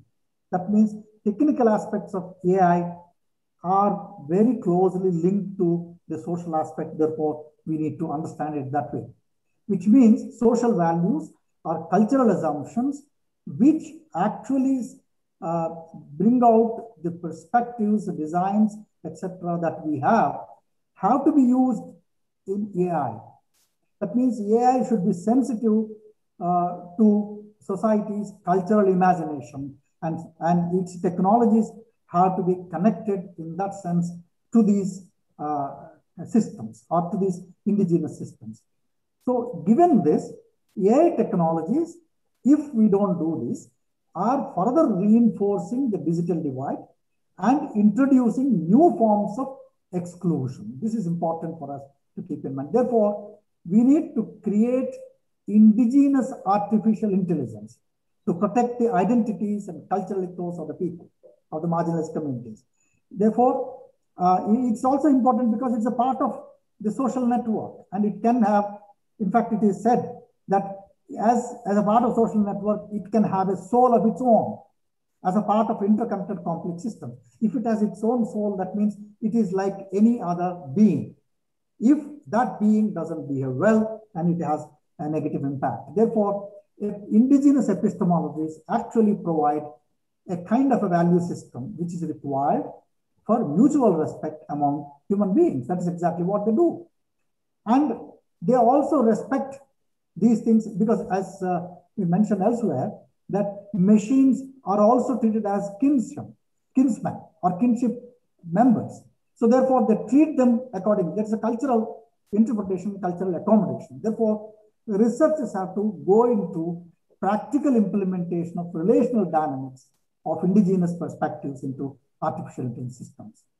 And in this regard, indigenous data sovereignty movement, in fact, is one of the things that is happening today, is talking about the rights of indigenous people to own, to control, to access, and to possess data that derive from them. That means they should have their control over that, which pertains to the members, to their members' knowledge systems. If that is their knowledge system, their customs, the territories, they should have right, they should have access. So therefore, indigenous peoples' inherent rights of self-determination and governance over their people are emphasized much more. In practice, which means that indigenous people need to be the decision makers on how their data is used or deployed, including with the social program algorithms that are used. And according to some people, AI tools can be used to quantify even cultural distance of indigenous people from one another. That means we can think of AI applications, how they are relevant to even to speech and text-based technologies in order to revitalize and preserve indigenous languages and cultures. Now, I will just sum it up quickly. AI can be used for public engagement and education. AI can also be used in terms of indigenous systems because they are holistic, they're dynamic, they're innovative. They don't work in silos. They work together. Therefore, we must keep in mind that all technical systems are social and cultural systems. Therefore, AI designers need to be aware of their own cultural frameworks when they design this. So indigenous people across the world have faced and continues to face the impact of colonization of mind. And therefore, AI and digital wellness become very important to address the concerns of indigenous and non-indigenous. I have made, based on this, 2 small recommendations. We have thought that social and cultural ethos of the indigenous and marginal societies should be considered while designing AI systems, and the communities need to be involved in this process. Indigenous knowledge of the communities need to be incorporated into governance of AI technologies for realizing inclusive societies and for fulfilling development goals. Thank you.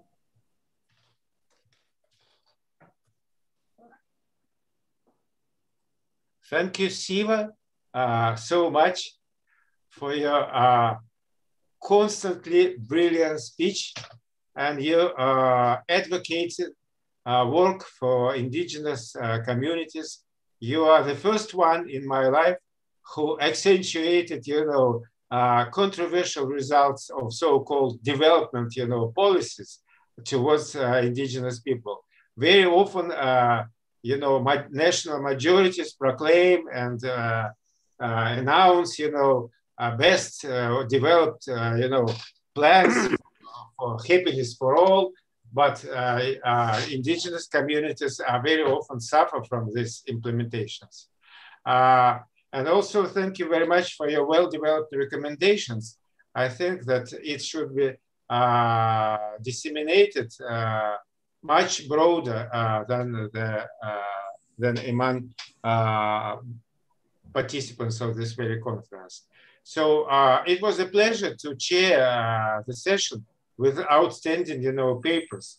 And now I would ask Rao if we have some time for questions and answers. Yeah, we can have a 10-minute discussion. 10-minute discussion. Excellent, excellent chairing, Still, we are running 10 minutes, but still 10 minutes we can spare. So I invite all those who have questions, to ask these questions, or to write these questions and send them to the speakers for them to answer later in written form. I have a remark to make. It's not a question. I'm Atul Negi from University of Hyderabad. Yes, please. Okay, thank you. So the observation is that in the indigenous technologies need to be developed in the countries where the AI is being deployed. So as Jilvan has mentioned, the multilingual approaches are very important. And here I would like to say at University of Hyderabad, me and my colleagues, we are developing one of the AI technologies which is for our language, that is Telugu, here in Hyderabad. Telugu is the language here, and me and my colleagues, we have developed optical character recognition technologies in use here, and there are many people who are asking us for the use of these OCR software which we have developed for Telugu. Okay, that's all I wanted to say. Thank you so much. Siva, please. Yeah, is it a comment? Yeah, you see, one thing is it is not that indigenous communities are there only in few places. In fact, they are there in many parts of the world, and may not be so much in a few parts of Europe, but a large parts of America and other places they are there. In many of the Latin American countries, you have indigenous communities. And what happens is, most of the time, the technologies are oriented towards the developed world and developed people, not to the smaller marginal communities. So they are largely ignored or largely not taken into consideration. That's the reason why there are groups of people who are working on using indigenous knowledges and indigenous technologies. Even there are some who are specialists in computer sciences and also specialists in these areas, writing algorithms and programs. They are working on this, because I'm aware of a few groups who are working on that. I just wanted to clarify that. Thank you. Thank you, Shiva. Are you satisfied with the answer? Yeah. Okay. So the man who asks a question, made comments, disappeared from my screen. Who is the next? Who is going to ask something else, either from Shiva or from Gilvan?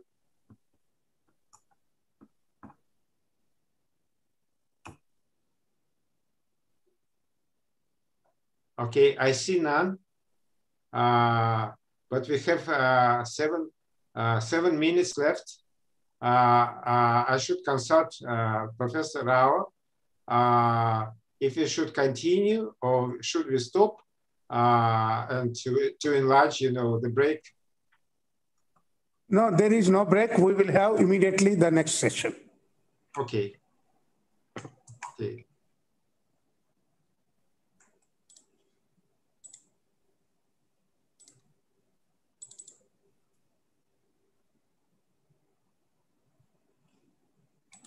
Yeah, there are questions on chat box. Possibly we can see that. You can answer both of you if there are questions in the chat box. Yeah. Okay. I think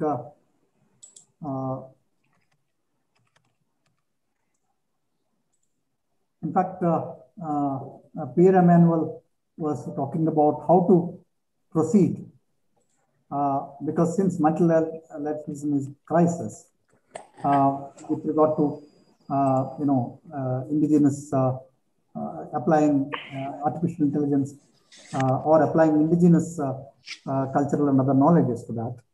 And in fact, there are people, in fact, there is one group called Indigenous Protocol and Artificial Intelligence. It is a working group from the indigenous communities. They are all basically people working in the area of artificial intelligence. And they wanted to show how the indigenous protocols can be taken into account. And that is the reason why we find there are basic problems. That is because the people who, you see, when we are designing, it deals with the behavior of the people.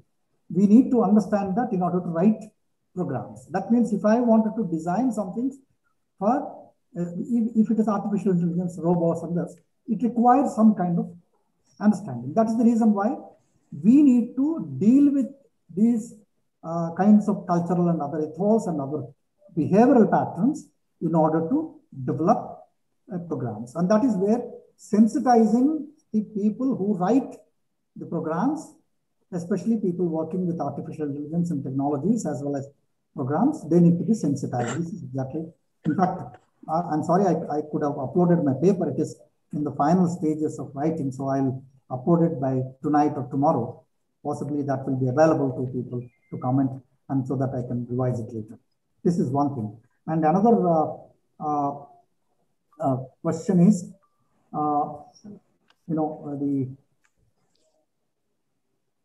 how often the technology is always took for a non-indigenous population, because why this is so is because of their low population or some historical divisions. I think it is nothing to do with historical this thing, but basically they are not the dominant sections. If they would have been very powerful, they become the general rhetoric. Because they are not dominant, they are subdued, they are controlled by people, because they are all living in rich areas, but they are not rich because they are richer. All the riches are taken over. Therefore, artificial intelligence, new technologies are used to even mining and other kinds of things. So therefore, there are disadvantages, because that's where, when we talk about participatory development, all that, whether AI promotes that or the kind of AI that we have promotes that is a question, because we need to look at in that sense, because it is a question of unequal world. If we want to make them more equal, we need to bring in these kinds of ideas into the technologies.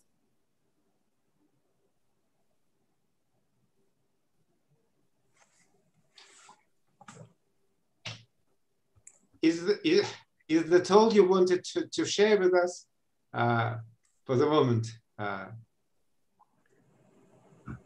Yeah, so I am passing the chairmanship, rights to Professor Rao now. Okay, thank you, Professor Kuzmin, for chairing the session.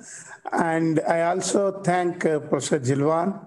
And since it is a joint paper of Professor Shiv Prasad and mine, I need not have to say any special thanks, because it is as if I am saying thanks to myself also, which is not correct.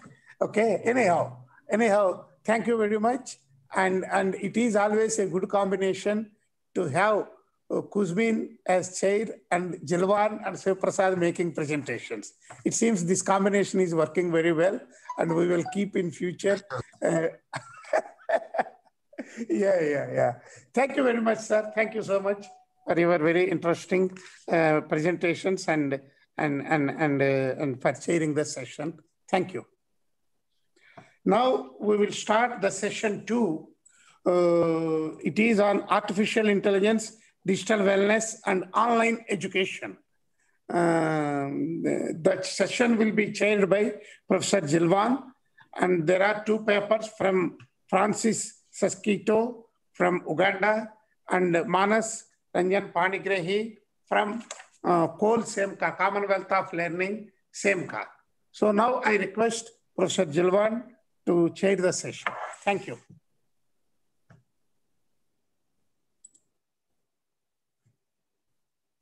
Thank you, Professor Rao. It's a pleasure to be in this table to continue discussing the importance of artificial intelligence for education.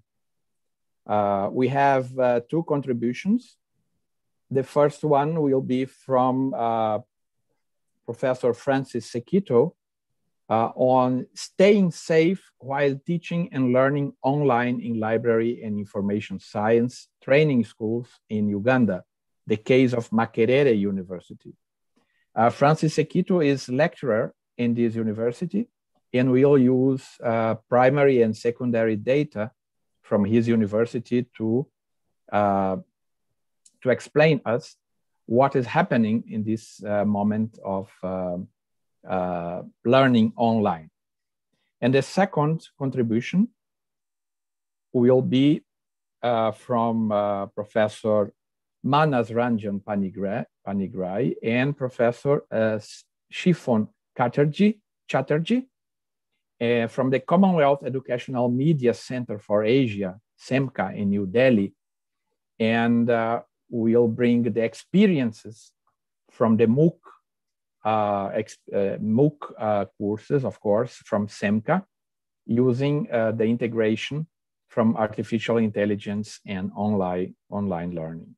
So not to lose much time, I go direct to the participants and give the floor to our colleague, Francis Sekito. Please. Thank you, Giovanni. Yeah, as Giovanni has said, I'm Francis Sechito from Uganda, Makerere University. And I'm not yet a professor, I'm still a PhD student at the University of Johannesburg in South Africa. But I do teach in the School of Library and Information Science at Makerere. And I also coordinate e-learning in the faculty in the School of Library and Information Science. So I have this, I would like to take this opportunity to share with you this brief study that I conducted, trying to establish how students and staff in this school, to what extent they felt safe while engaging in the online spaces that have been provided. So I begin with this quote by Dylan Clark, who said that online learning is a convenient investment, but not a good one. It was quite an interesting statement, which one may actually interpret as being as discouraging to those that want to invest in online learning spaces. But I have a different opinion. I think that they can be improved, and online learning is still undergoing development, and we cannot judge it fully until we fully embrace it. So my presentation has 5 main parts: introduction, background, the methodology that I used, and then my findings and the conclusion that I drew from this, where I'll also make 2 recommendations. In Uganda has the oldest School of Library and Information Science in East Africa. I'm glad to note that our colleagues at the University of Nairobi, represented by Dr. Amuge, also started a school recently, but we have the oldest school, which started in 1963. And since then, we have witnessed that there's been growth, both in the school, but also in the region. But this growth has also seen a change in the way pedagogy is conducted, the way teaching is conducted. There've been constant changes, but also the curriculum has continuously changed. We started with a diploma course, now we have PhD programs in the region. With more than 20 schools in the region. When I say the region, I mean East African region, where we have 3 main English-speaking nations, Tanzania, Uganda, and Kenya, and then 2 French-speaking nations, Rwanda and Burundi. There's an exponential growth, and even the way students are coming through, applying and getting admitted has also grown. So, well, but as we have witnessed in the change in the pedagogy, we have also one particular thing that has caught attention is that there's that admiration for people to adopt open distance and electronic planning. People call it ODEL.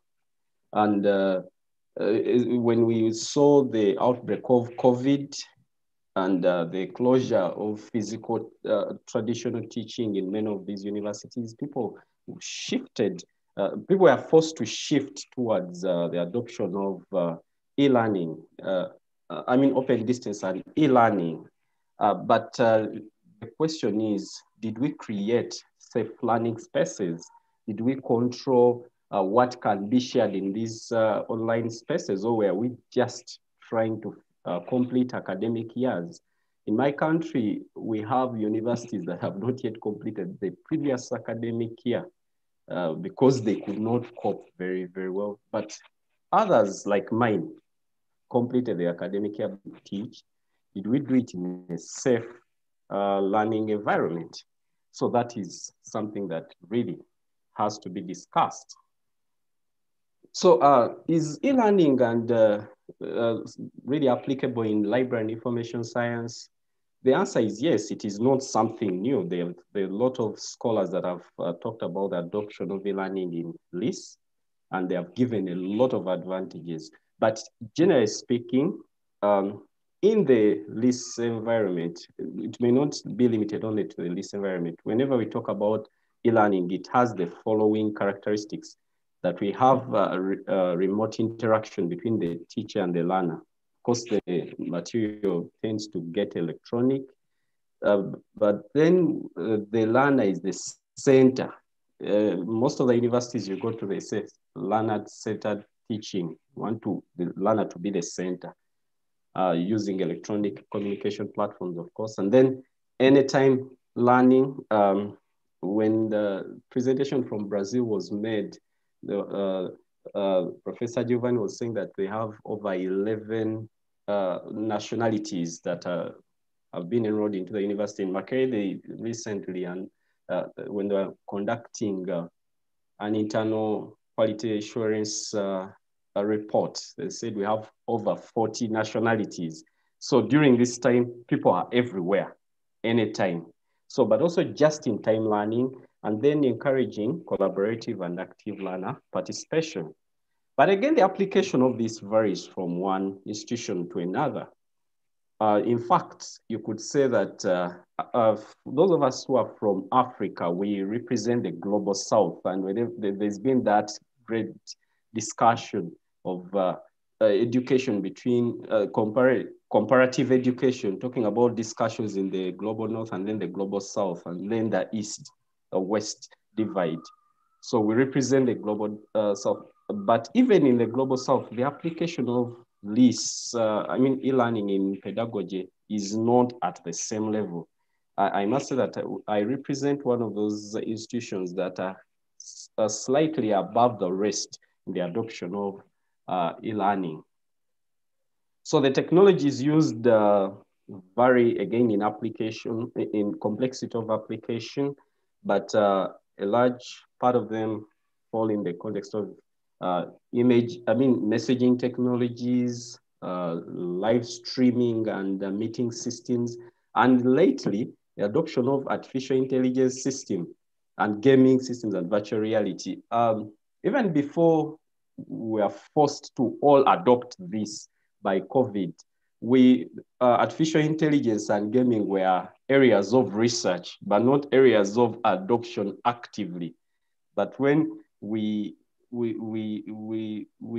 started adopting e-learning as the mainstream during the COVID season.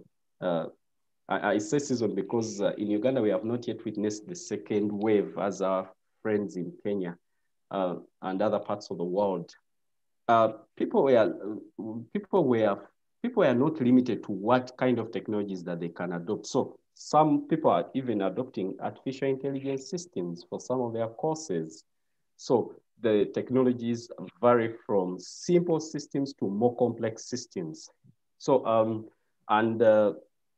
the advantages, I've spoken about these again. I have a special slide for them that they enable learners to access multiple content multiple times, attracting more learners. It's less costly. In fact, it's very interesting. When we were asked to start adopting this, students first resisted, but now we are trying to have a blended approach, calling back some of the classes, especially finalists who actively adopted these when they were in probably second year or third year last year. They don't want even to come back to school. They want us to adopt. In some of the courses, they want this to be adopted as the mainstay for them. So because it's less costly, they say, why should I have to hire resident accommodation and pay for transport if I can do this wherever I am? So e-learning indeed is a good thing for LIS, and it can work. So just a second. But again, the main focus of this paper was, is it a safe option? Can we say that we are doing it safely? And there are risks to consider. Literature reveals that, yes, there are risks, but are we really paying attention to these? There are three main areas of risk. One is the nature of the content that is being shared. Is it appropriate? can it work? Are people even learning using this appropriate? Beyond that, then there's the nature of the contact. As people meet in these virtual spaces, is it safe for them? And then the nature of the behavior of people that are participating in the e-learning spaces, is there a way that this behavior is monitored, or are people just concerned with content? So this is what actually drove my inquiry into this. And I conducted a survey in the School of Library and Information Science, where I focused on students and staff. I sent out, for staff, I had interviews with 3 staff members, and then for students, I had 91 students, ranging from first-year undergraduate students to postgraduate students. And what did we find out? So this represents the kind of students that I had. We had a PhD student, a PhD student participating, then master's students in the 2 programs.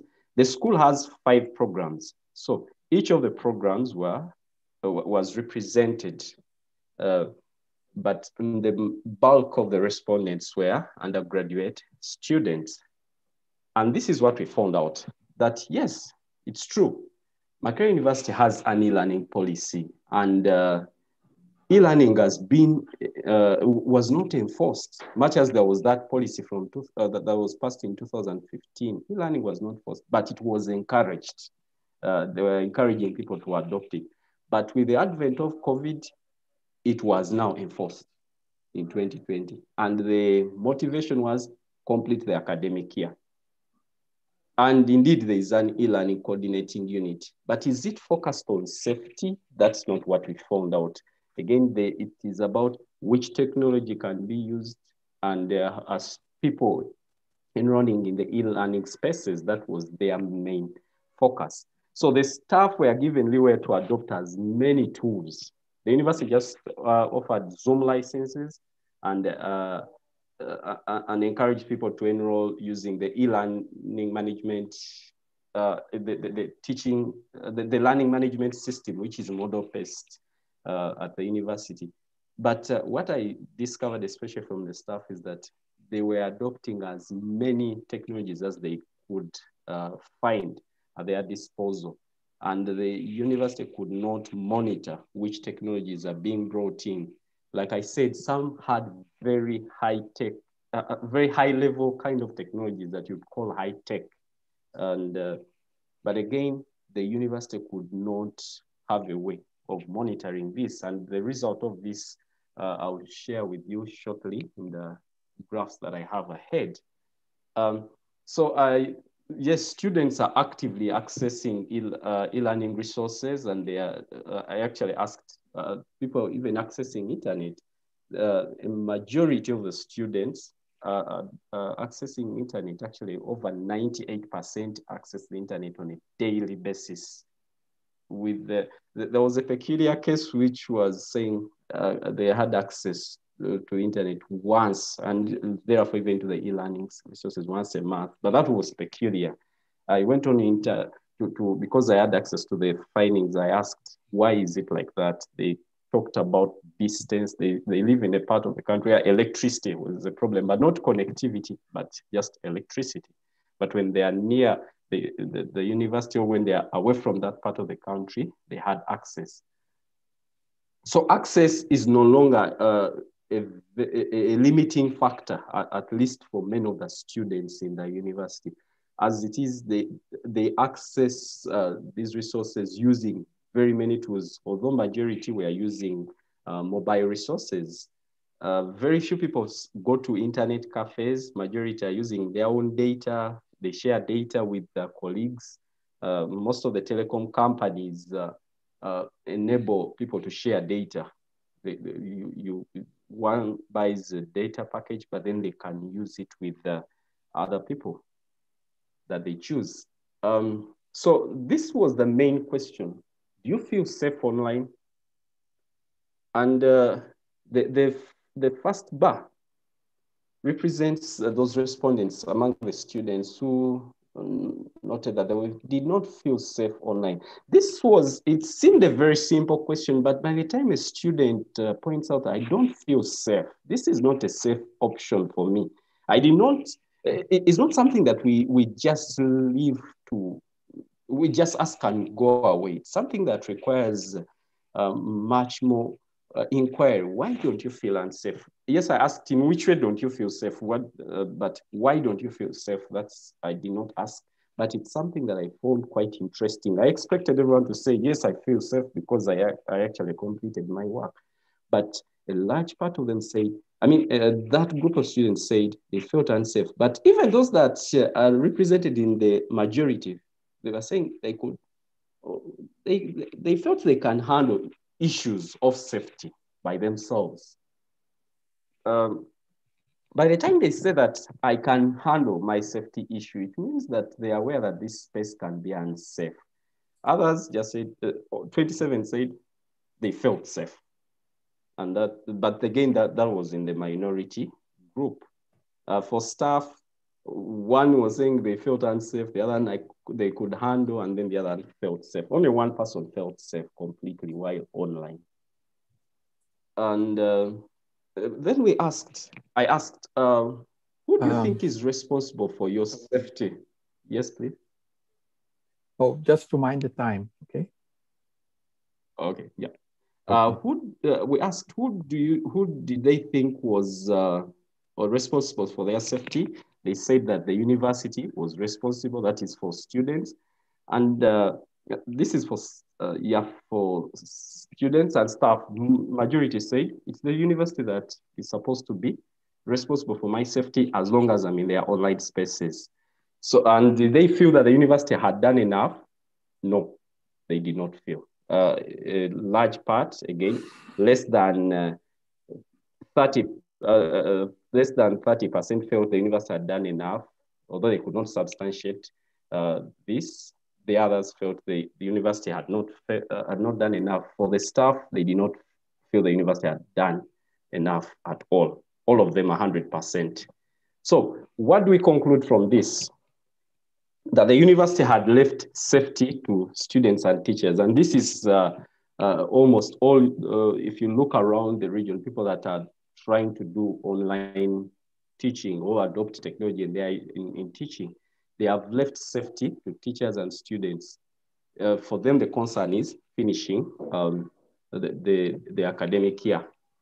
And we are thinking that issues of safety and wellness should be incorporated in the culture of staff and student orientation.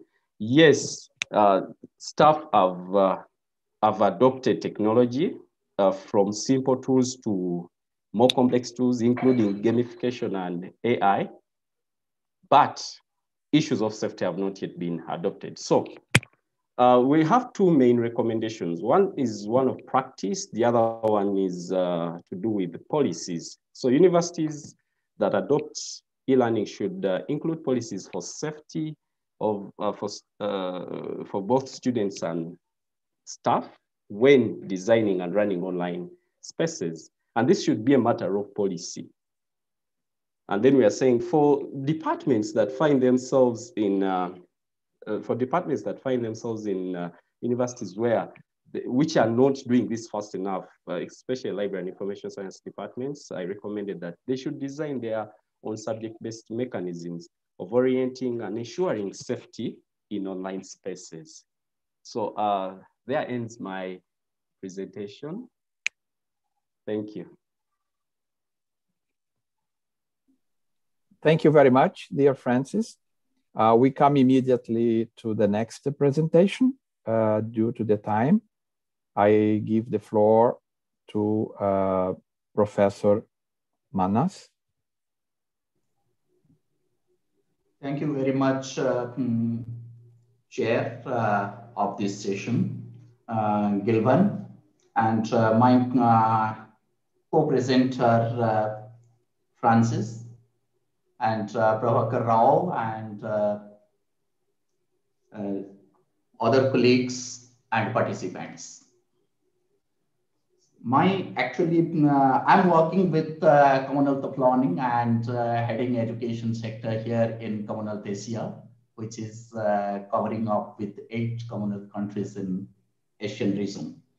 And so we are promoting online education and a blended learning approach for education in higher education as well as teacher education, with also promoting the skills for better livelihood.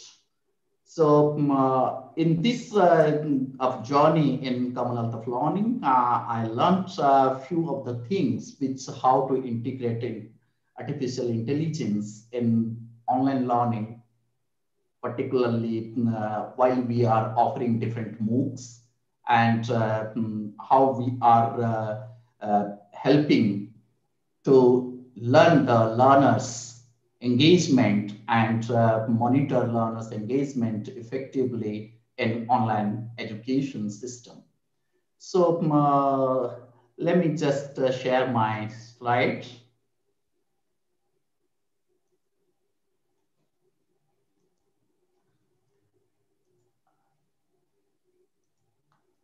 Okay, I think I will take the help of Gilvan. Can you respond? My slides are visible? Yes, they are visible very well. Thank you, Gilvan. So my topic is artificial intelligence integration in online learning with special experiences from SIMCA's MOOC.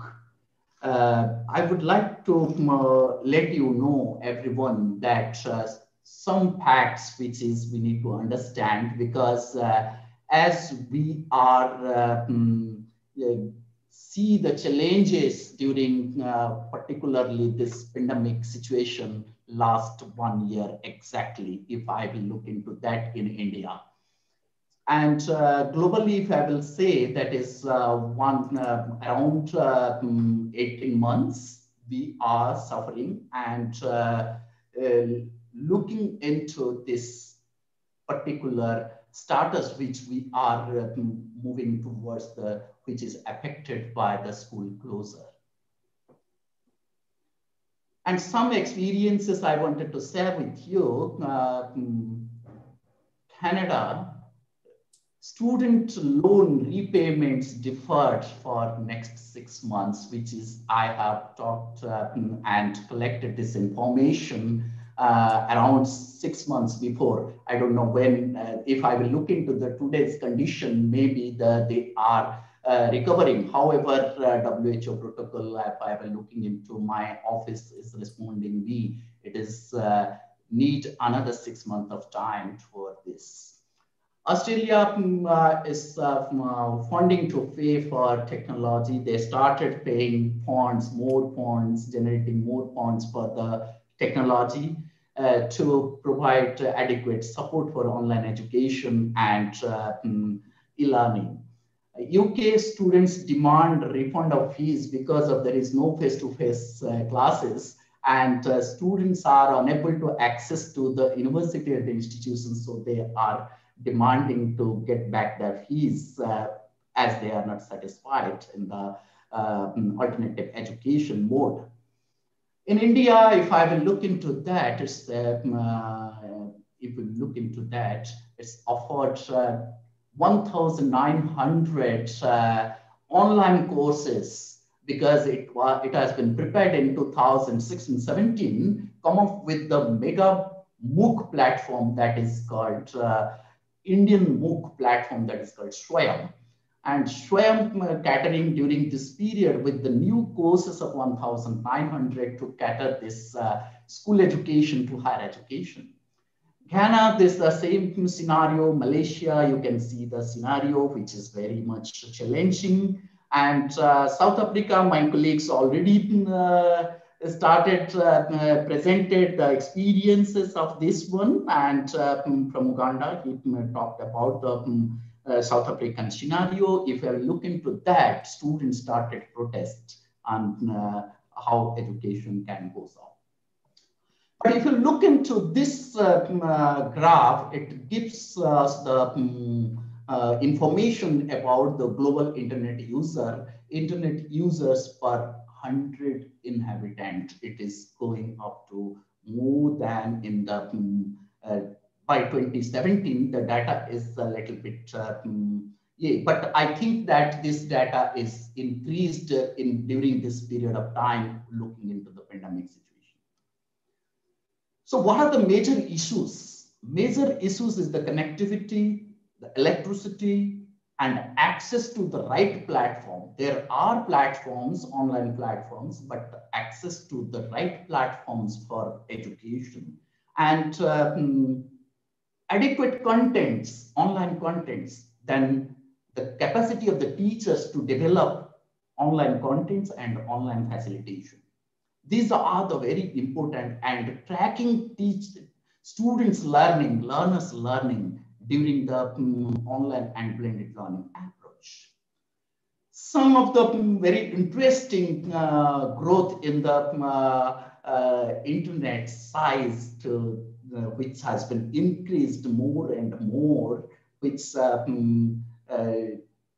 have a great paradigm shift in the learning from the conventional learning to online learning, which is more focusing on the what is called synchronous and asynchronous kind of learning. As my friend rightly said, that nowadays during this particular period we are more on the synchronous learning, which is I can say that we need to think the attention span of a learner in synchronous and attention of a span of learner in the video watching. So if you look into that, synchronous learning really demotivating the learners in the particularly which we call as so-called as online education.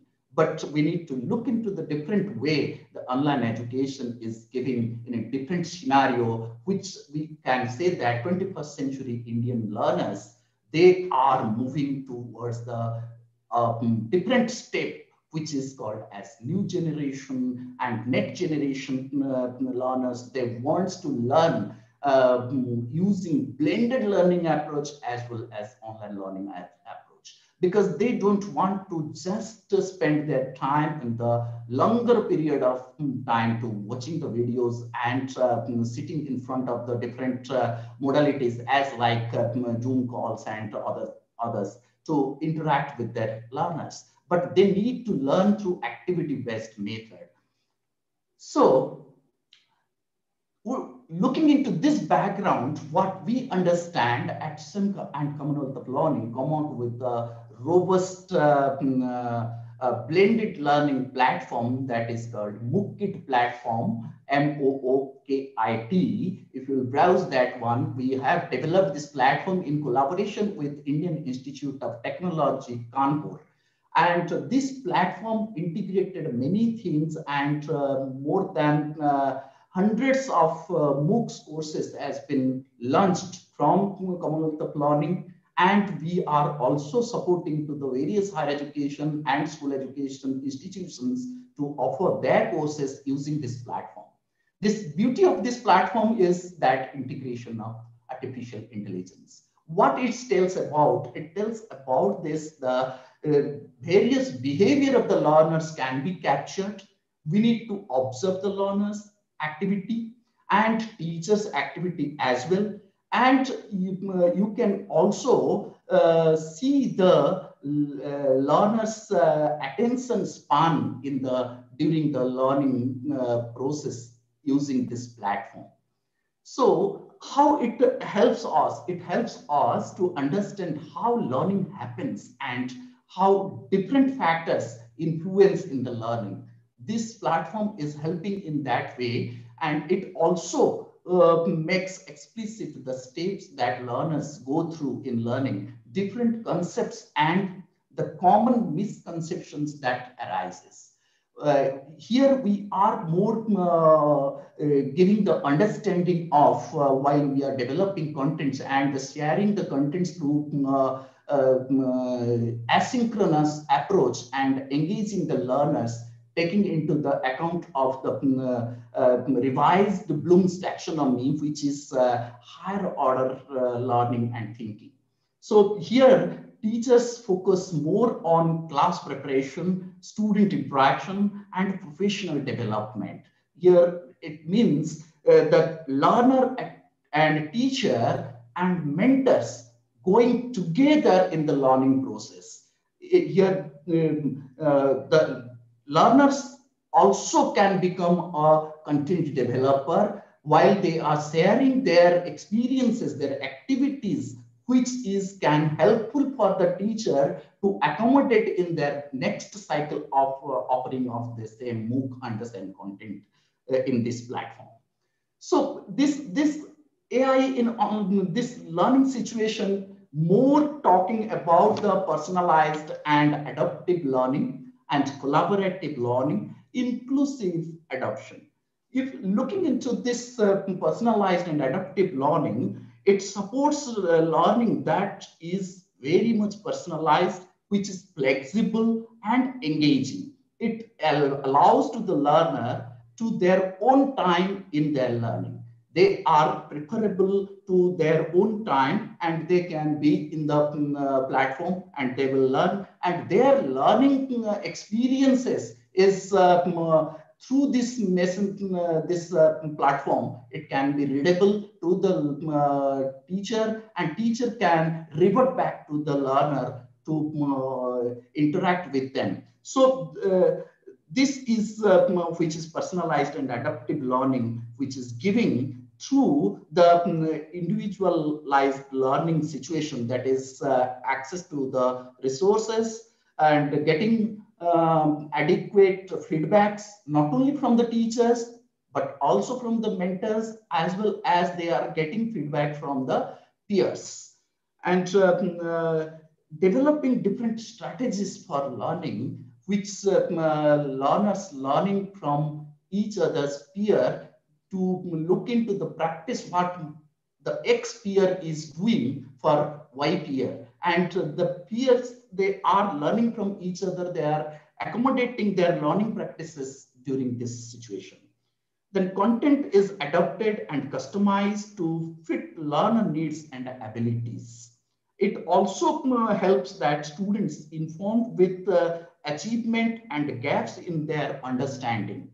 It is also monitoring, mentoring, and support to individual learners and group learners according to the requirement.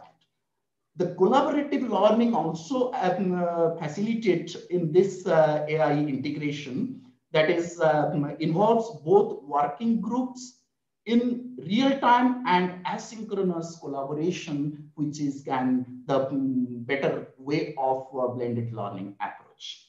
It supports efficient group formation for different activities and individual activities, sharing to getting the feedback. It can be used to monitor asynchronous discussion groups to facilitate by the mentors as well as the teachers. Connect learners to engage them collectively and meaningfully, which is leading towards the active community building in online learning. So inclusion is another aspect of this AI integration in MOOC and MOOC's platform, which is reflecting toward the Sustainable Development Goal of 4, which is addressing that one. It helping to the linguistic diversity, low literacy capabilities. It best text to speech technology can support learners with visual and visually impairment and different level of impairments. So if we will look into that, we followed this learner-centered approach for developing of all MOOCs through this platform, that is environment creating that learner, teacher, and content. And all across, if you see, the arrows are leading to that learner-teacher interaction, learner-content interaction, teacher-content interaction, and teacher-teacher interaction, means teacher and mentor interaction, and learner-learner interaction. So multiple interaction is possible through this, and all these interactions are represented to the graphically as well as textually through AI integration in this platform. As we know that what really institutions are doing nowadays, they are using these platforms, but which we combined all these platforms together, taking an advantage and developed this MOOCKIT platform integrating AI. These are also students are using for that purpose. We have the real-time messaging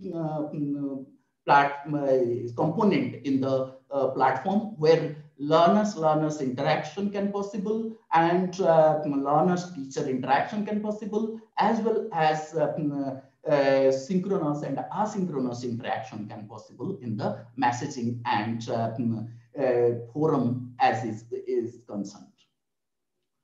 Various platforms are available, no doubt. All platforms are going good, and that is, they have their own purposes. But MOOCKIT platform and MOOCs for Development platform, which Commonwealth of Learning and CEMCA is developed, which is really helping to the learners. So far, what we understand from our experiences, it gives us the various modalities. Every cycle of our course, we are getting very good feedback, and through this feedback, we are updating our contents, and we are giving adequate credits to the learners whose contents, again, we included to upgrade and integrate.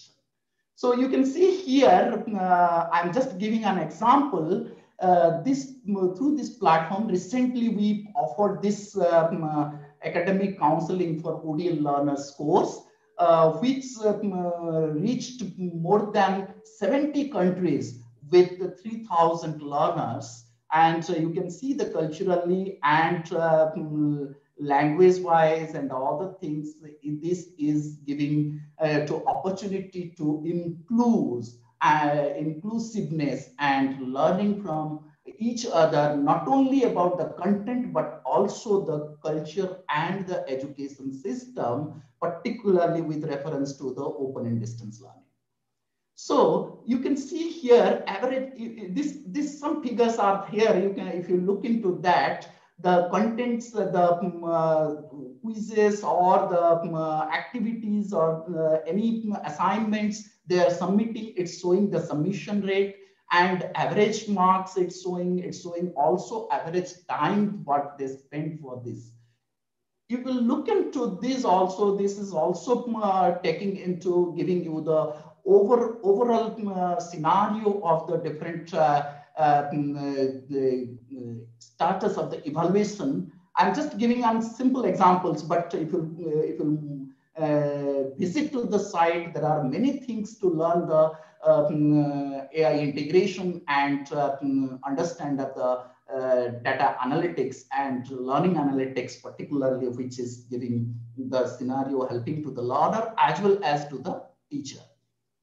This you can say that the participation of the learners in the different discussion forums and how they are visited to the lecture, and after visiting of this lecture, how they are moving into. It is giving you the week-wise, day-wise, and what is called, whatever you can click, you want to see the range, you can fix that range, it will show you the status of the situation. And the challenges what we learned basically need to strengthen AI capacities through different education and training, because ultimately, unless until achieving to the outcome and impact, which can AI and machine learning is helping us to reach to that impact level.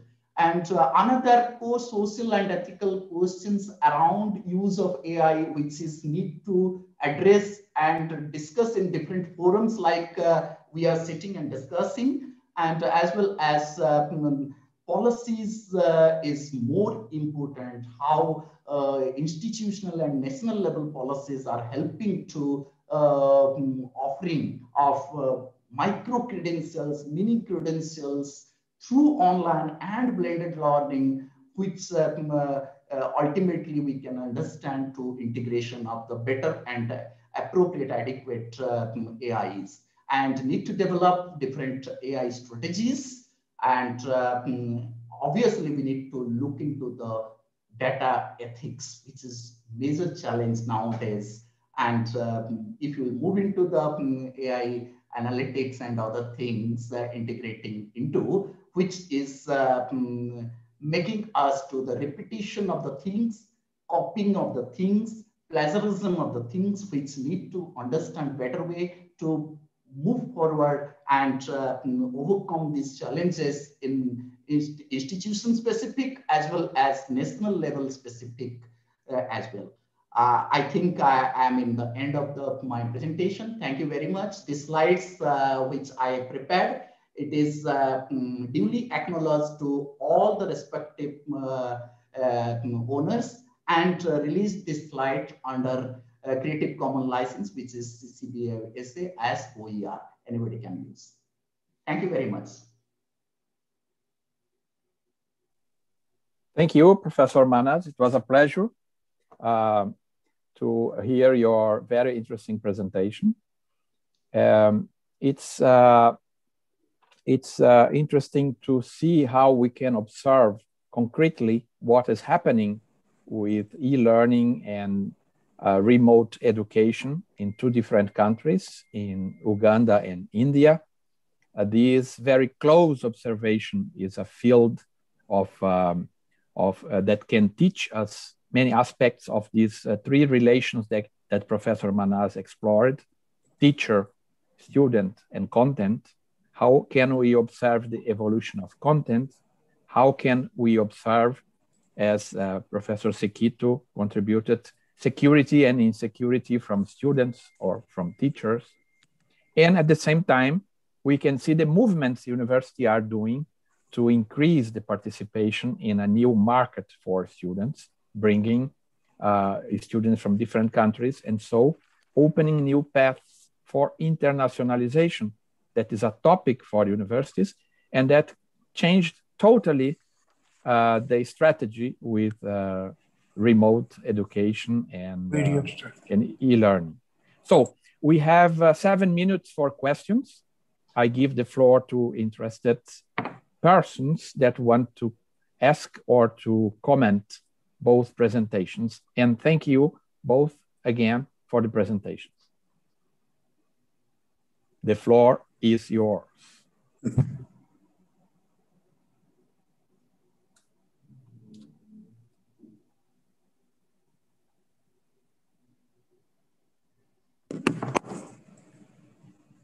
Hello. Yes, please. Yeah. So I'm Atul Negi from University of Hyderabad. It was really interesting for me to learn about the experiences, and many similarities are there with India too, because as we have faced that University of Hyderabad is having a very large diversity of the income groups of students, and from my school at the School of Computer and Information Sciences, we have set up Moodle, and we used that to reach out to our students, and that was the asynchronous approach. And we found that despite our best efforts, certain students could not join in and participate. Okay, so these are very bitter facts for everyone here in the countries where there is such a diversity of income groups. So that is for a fact. I've seen that myself. Okay, so I very much agree with both the speakers and on what they have said. But I had one question which is for Dr. Manas. First of all, I'd like to say my greetings to him because we are well acquainted. And the question is that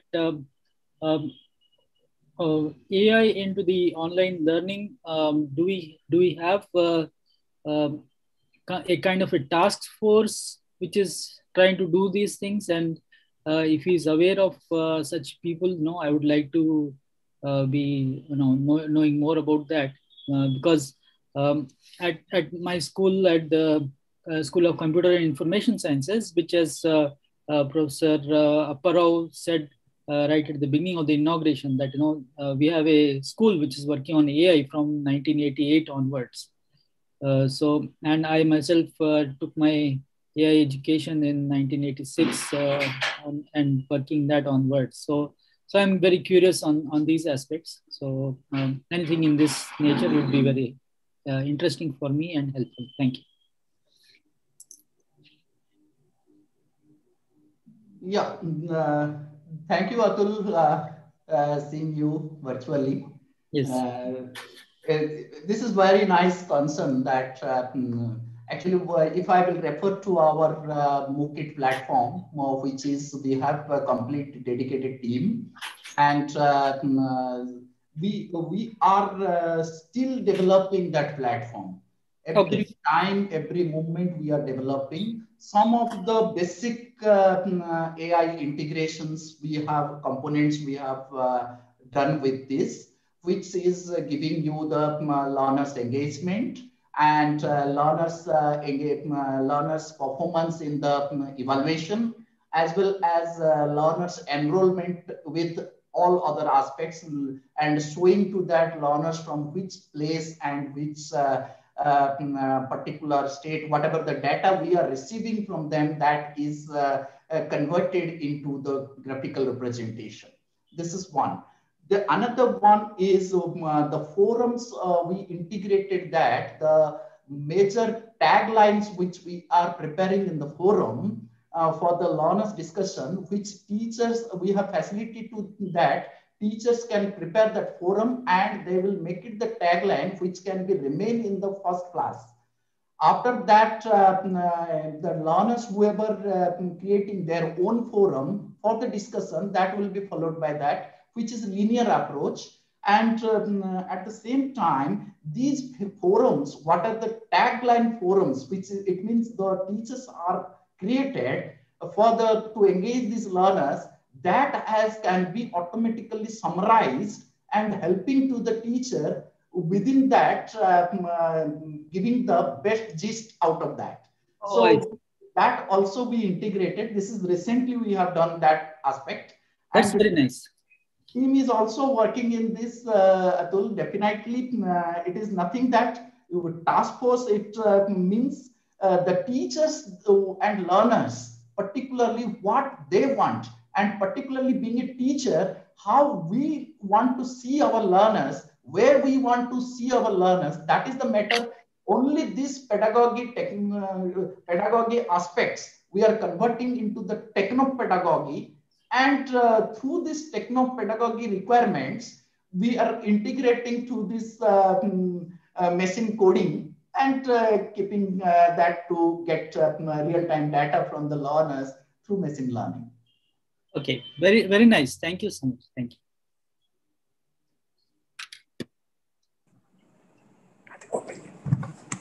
We can have one more short question. Our time is almost over. Please, Professor Siva.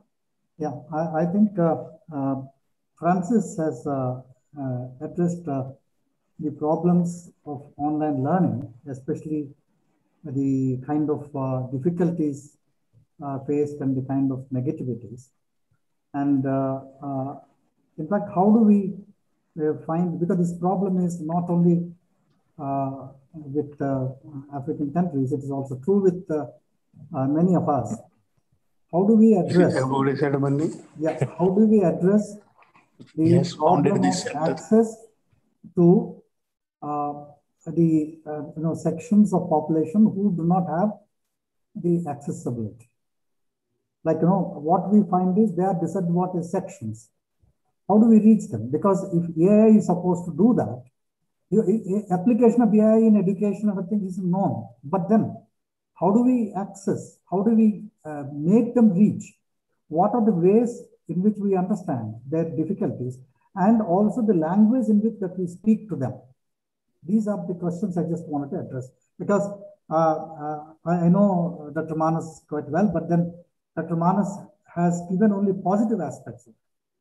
We are looking at the many other problems related to digital wellness and other difficulties in the whole process. I just wanted to ask both of you this. Thank you.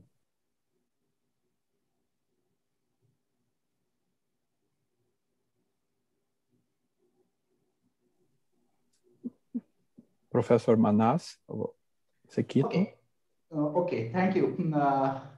I'm just waiting for that. My co-panelist maybe he will give opportunity to speak first. Anyway, let me start, and maybe Francis can supplement to my words.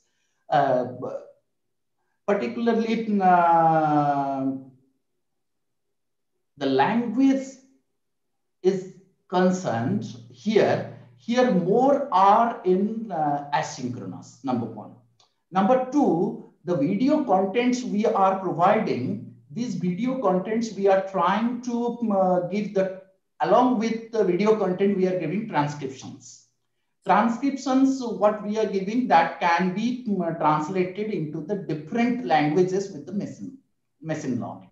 So there are very much of platforms are available through which these contents can be translated to different languages, number one.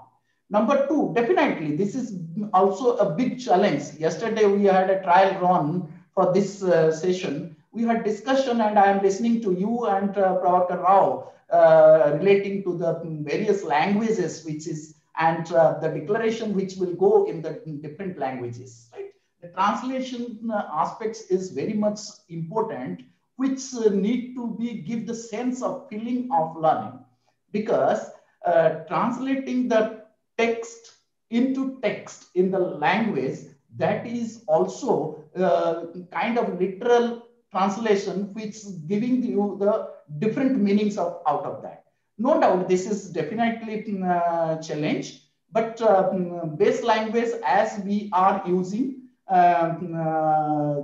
English, as well as we are also promoting that from different other languages, people can join also through this platform and offer their courses, which they can, what is called, make a boundary where that particular stakeholders and the thrust holders can join this, their courses. That can also possible. But however, as you said rightly, the language, that is the big barrier.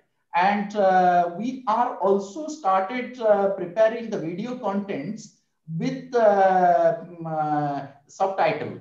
That is the whatever the language is which we are giving into the different subtitle, which our team is working in that. Probably if you are from somebody from China, if the person is looking into the into our what is called video, watching that video, that moment he can choose the language where the subtitle can come the below on the video, and the transcription also we are working in that line, so that the accent can also be changed.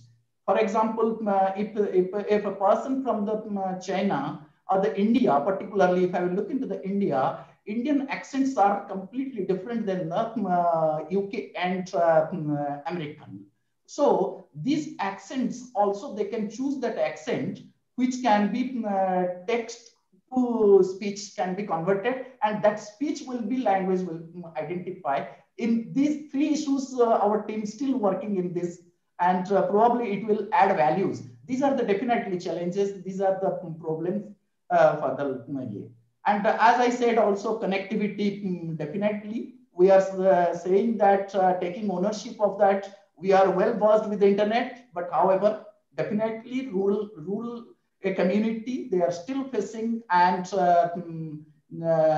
to access this internet and reaching through this. Thank you, Professor Manas. So thank you very much for your contribution. It was a wonderful opportunity to discuss education and database that can help us to come to artificial intelligence in different aspects. And I would like to give the floor back to Professor Rao. And thank you again. Thank you, Jilwan, for chairing the session. And I also thank Francis Skito and also Manas for their wonderful presentations. And I hope that the recommendations made by them will be also included in the Hyderabad Declaration. Thank you once again. Now we have the final session, session 3, very interesting session. Again, it will be chaired by Atul Negi, and there are 2 papers by Ramesh and also Anil. These are very interesting papers. Let us see. Thank you. So now I request Atul to preside over. Okay, so it's good to welcome these speakers here. I think it was good to see that slide which was there, which was talking about that, which was showing the speakers. That slide was removed, I think so. Or should I present that part of these? Yes. It is there again. Yes, thank you. So maybe I don't know how we are doing with respect to the time. It looks like I will now invite Mr. Ramesh Anukonda. I now invite Mr. Ramesh Anukonda. He is the chief gamer and founder for A+ Associates in India, and he will be speaking upon the responsible use of gamification in the age of AI plus ML plus AR. AR stands for augmented reality, and VR, which stands for virtual reality. Okay, so I mean, this is a very interesting combination. In India, you know, we are famous for masala. So this looks like a very tasty masala, which is going to present to us. Okay, so I invite Mr. Ramesh. Very thank you very much, Atul and team. It's indeed a pleasure to be here and a great honor. And thank you very much for the organizers for giving me this opportunity to share my version of masala, the way Atul has put it there. Very interesting. So just to give you a bit of a context where I come from, in one word, gamification is ability to put fun, the way how we look at things and how we respond to situations. And in this particular session, what do you play? And play is something that every one of us done from our childhood. It's there in our learning. And every time when even how a child learns to walk, he rises up, he falls down, again he rises up. And it's all try and finally he figures out how to walk. There is an AI and an ML algorithm which gets into our neural systems of how we figure out to walk balancedly from our childhood. Similarly, if you say games, hey, what game do we play? We play games absolutely, which have been classified as multiple genre games, action games, adventure games, arcade games, board games, multiple forms of music games, shooter game, fighter games. So there are like 30, 40 categories or genres of games. And every game has a mechanism, has an aha factor, and has something which makes it more interesting. And I come from that world where currently I am very much associated leading education efforts, skill development efforts in the ASEAN countries, and giving a context of where I come from would give you a better context in the flow of my content, which is related to gamification, primarily coming back from my experiences in the last 20 years. So currently I work with education policies, especially teacher training modules and how to gamify them. And I work for agencies which can make this happen a big and a much more impactful manner. One of the strongest belief, what I look at is gamification and education are very, very powerful tools to deliver sustainable development. And how do we connect this all in the current age of AI and ML is most interesting fact, where if you look at 5 years of 95 to 2000, worked in animated films, worked for films which were nominated for Oscars. Then another 5 years with IBM in the digital media space. Another 5 years co-founder of a video gaming company where I have developed close to 100 casual games. A game would have every aspect of it. And then today looking at games is where I put them in 4 categories. The 4 categories is anything which you take from a broader spectrum of genres, it's going wide as 25 and it's very hard to get to a comprehension. So if you take fun as the way to engage, there could be an easy fun, there could be hard fun, there could be fun while doing with people around you. That's what we call as people fun. And then obviously, when you are putting the way how education and gamifying education is, hey, you're taking serious subjects and trying to make it more interesting and more engaging. With this introduction, let's get to the core of our topic, which is a broader spectrum of bringing artificial intelligence, machine learning, augmented reality, virtual reality, relooking at gamification today, because gamification existed from every aspect of human evolution. How do you make people do things which they don't like? Simple. And that simple thing has evolved. And most important thing in the evolution process of the background is play is absolutely a natural way to learn, skill development, ability to do things which are not known to us. And when you look at augmented reality, that's the where you would see a phenomenal adoption curve. And that phenomenal adoption comes with one slide, which is one game called Pokemon Go. And this Pokemon Go was a revolution. I would say this is the aha moment that I said, oh my God. Why? Because it is connecting your physical world to a virtual world. And when you see a physical world, you see a map there and you know how to navigate using your Uber application or your Ola application. And now here it's nothing to do with picking up a car. You go pick up a character in a virtual world and you collect a number of characters and then go to your kid comes and said, Papa, I have collected these 5 Pokemon characters. And what? Oh, good. Hey, you know what? I fuse these characters and I get a free toy. Can you take me to Toys R Us in the US where or XYZ shop and I can get a soft toy? Oh, interesting. Okay. But the father is much more obliged to say, okay, now I need to go because he earned it by playing a game. And once you get into the toy shop, you don't buy one toy. There is a family of toys. There is a brother for a toy and a sister for a toy. And in a gamified manner, you are making your father go to that shop in a very gamified manner where he is absolutely unconscious of how you got there. And in this particular thing, our research topic, and it's our research topic, the point of view of what I'm trying to communicate here is, if you look at the adoption, absolutely in digital age, it took 68 years for airlines to reach 50 million users. And if you look at automobile, telephone, electricity, credit card, I took this slide from the internet. This is public domain data. It took even Facebook to reach 3 years to reach the 50 million mark. But what did it take for Pokemon Go? Doom, one go, 19 days, it reached 50 million users. The whole world is saying, wow, this is dramatic. Okay, as dramatic I can do this presentation in a gamified manner. You're saying, okay, then everything what we see is real and gamification should be everything that should go. And that's the point where I was discussing with Professor Prabhakar sir from Hyderabad University and said, sir, it's not as green as it is as you look at the science behind the gamification. And this is a research paper available on ResearchGate, enormous, absolutely great paper.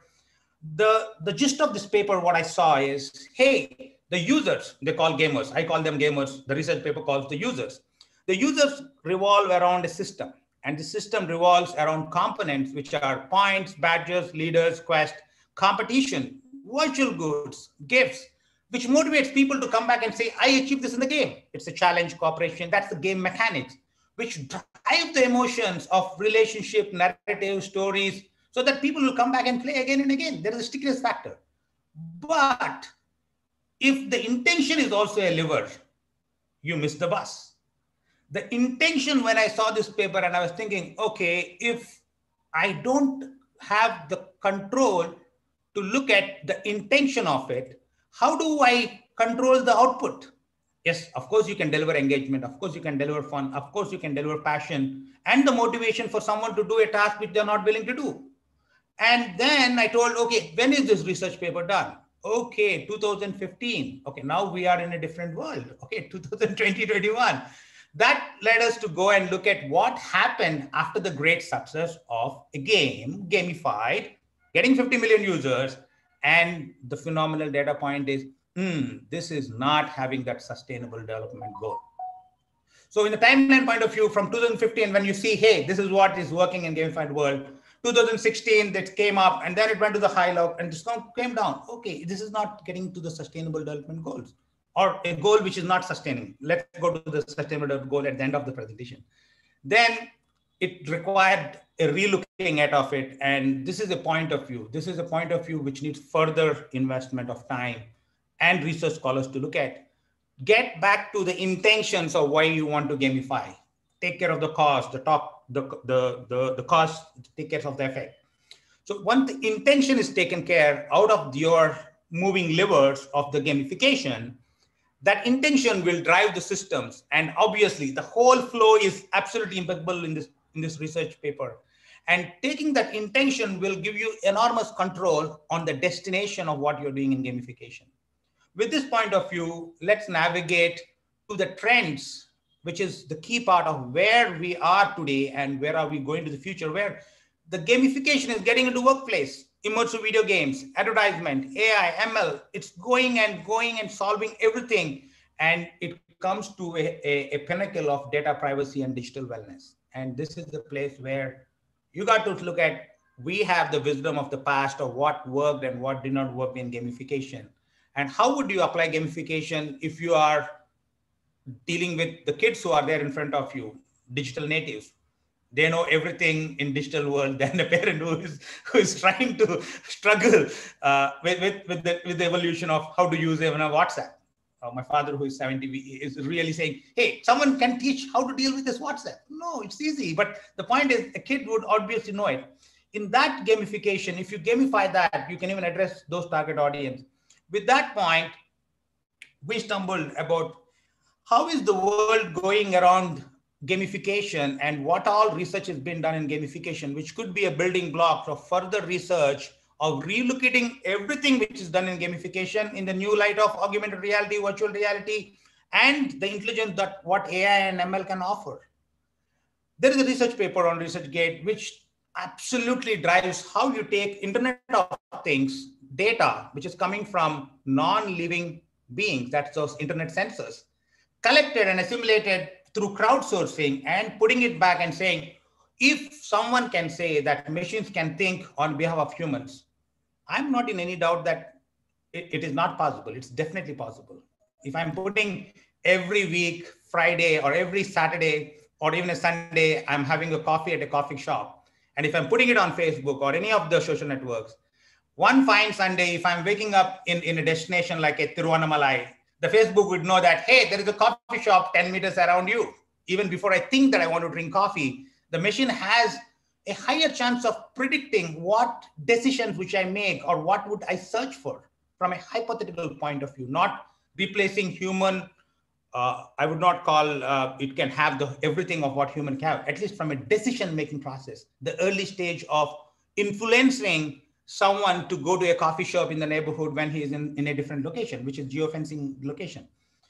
In this paper, what I really appreciated is when you have access to crowdsourced information, governments have much more information about their citizens with their Aadhaar card, with their social security number.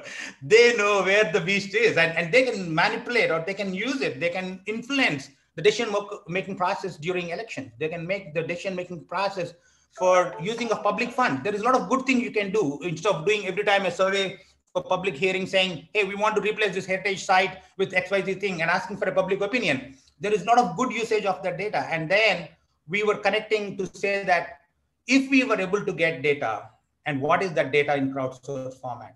If I put my Facebook profile or if I put my LinkedIn profile, it's static data. And this second research paper, which is done very, very interesting on looking at behavioral outcomes, an outcome which is not static data. It tells about a behavior. Person's behavior changes from time to time, situation to situation, despite the parameters being absolutely the same, is where the key point of focus is going and saying that where do you pick up this data?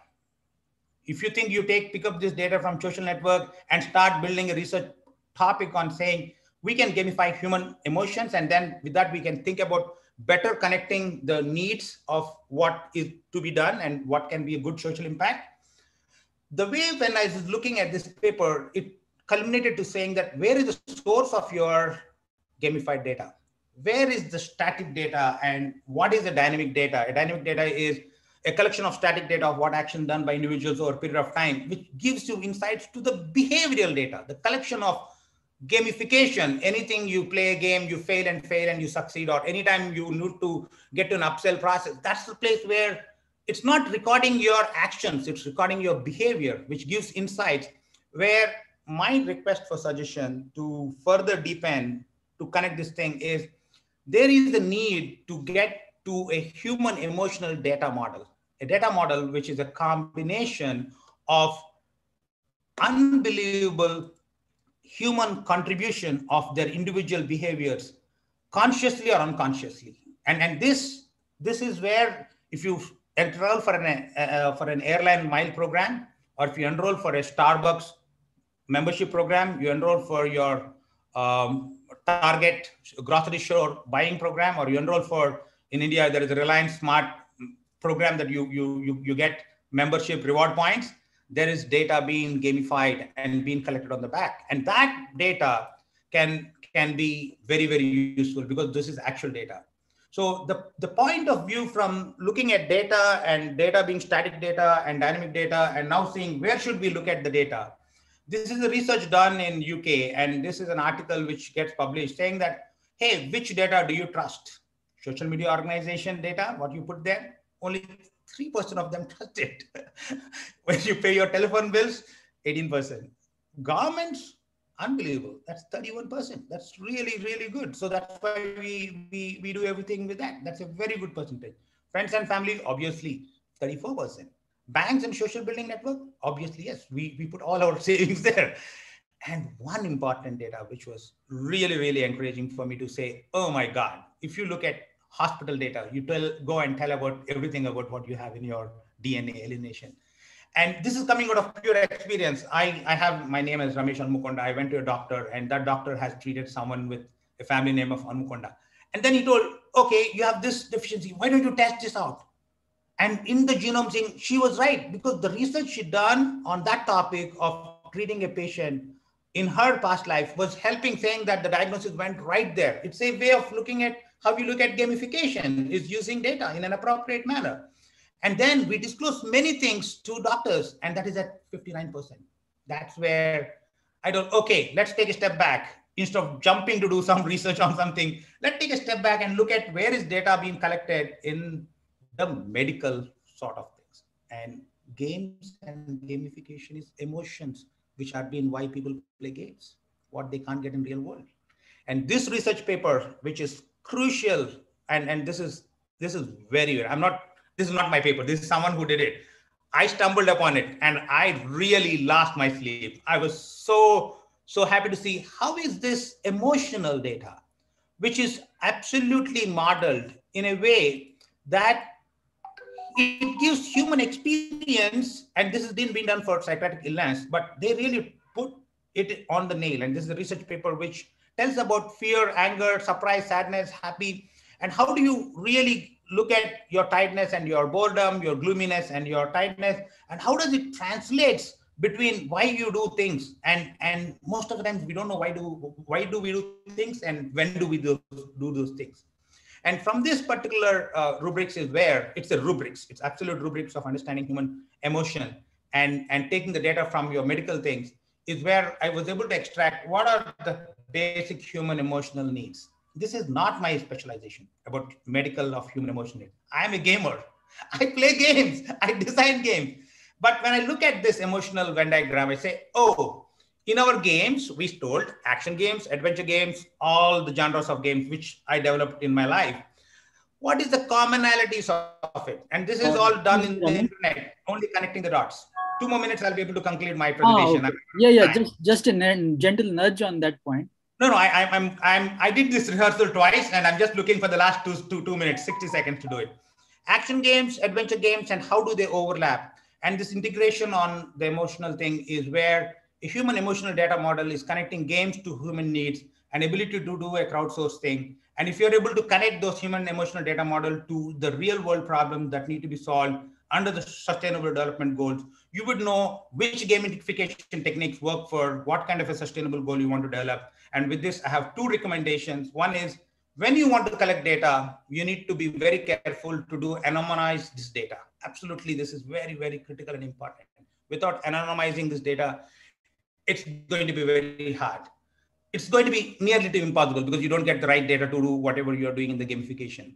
And second thing is you got to have proactive intelligence of that human emotional data, the way I was concluding in connecting games, emotional needs and human needs to the flow of connecting to the sustainable development goals through a centralized crowdsourced, data collection model would give you a very concrete way to connect these recommendations. And a very, very big thank you for all the patient listeners giving me this opportunity to share something out of my own understanding. I'm not a researcher, I'm a game developer, I am a gamer, and consciously or unconsciously, subconsciously, everyone who is there here in this planet is a gamer. Thank you very much for this opportunity. Jai Hind.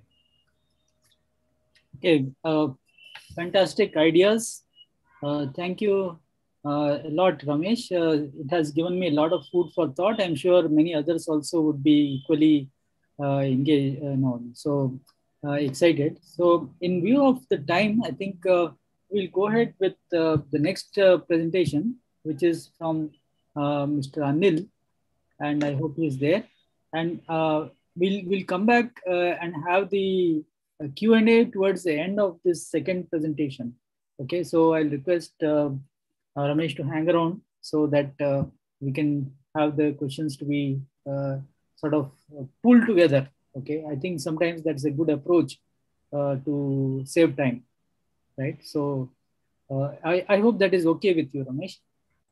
Absolutely, I'm available. Okay, well, fine. Huh? Thanks. Thanks.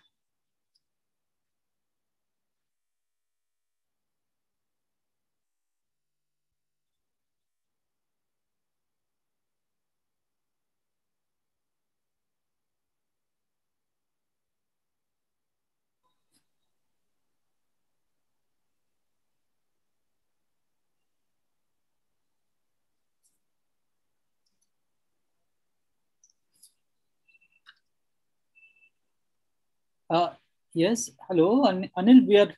Yes, I'm there. You want me to start? Yes, please go ahead. Yes. Thank you. Yeah.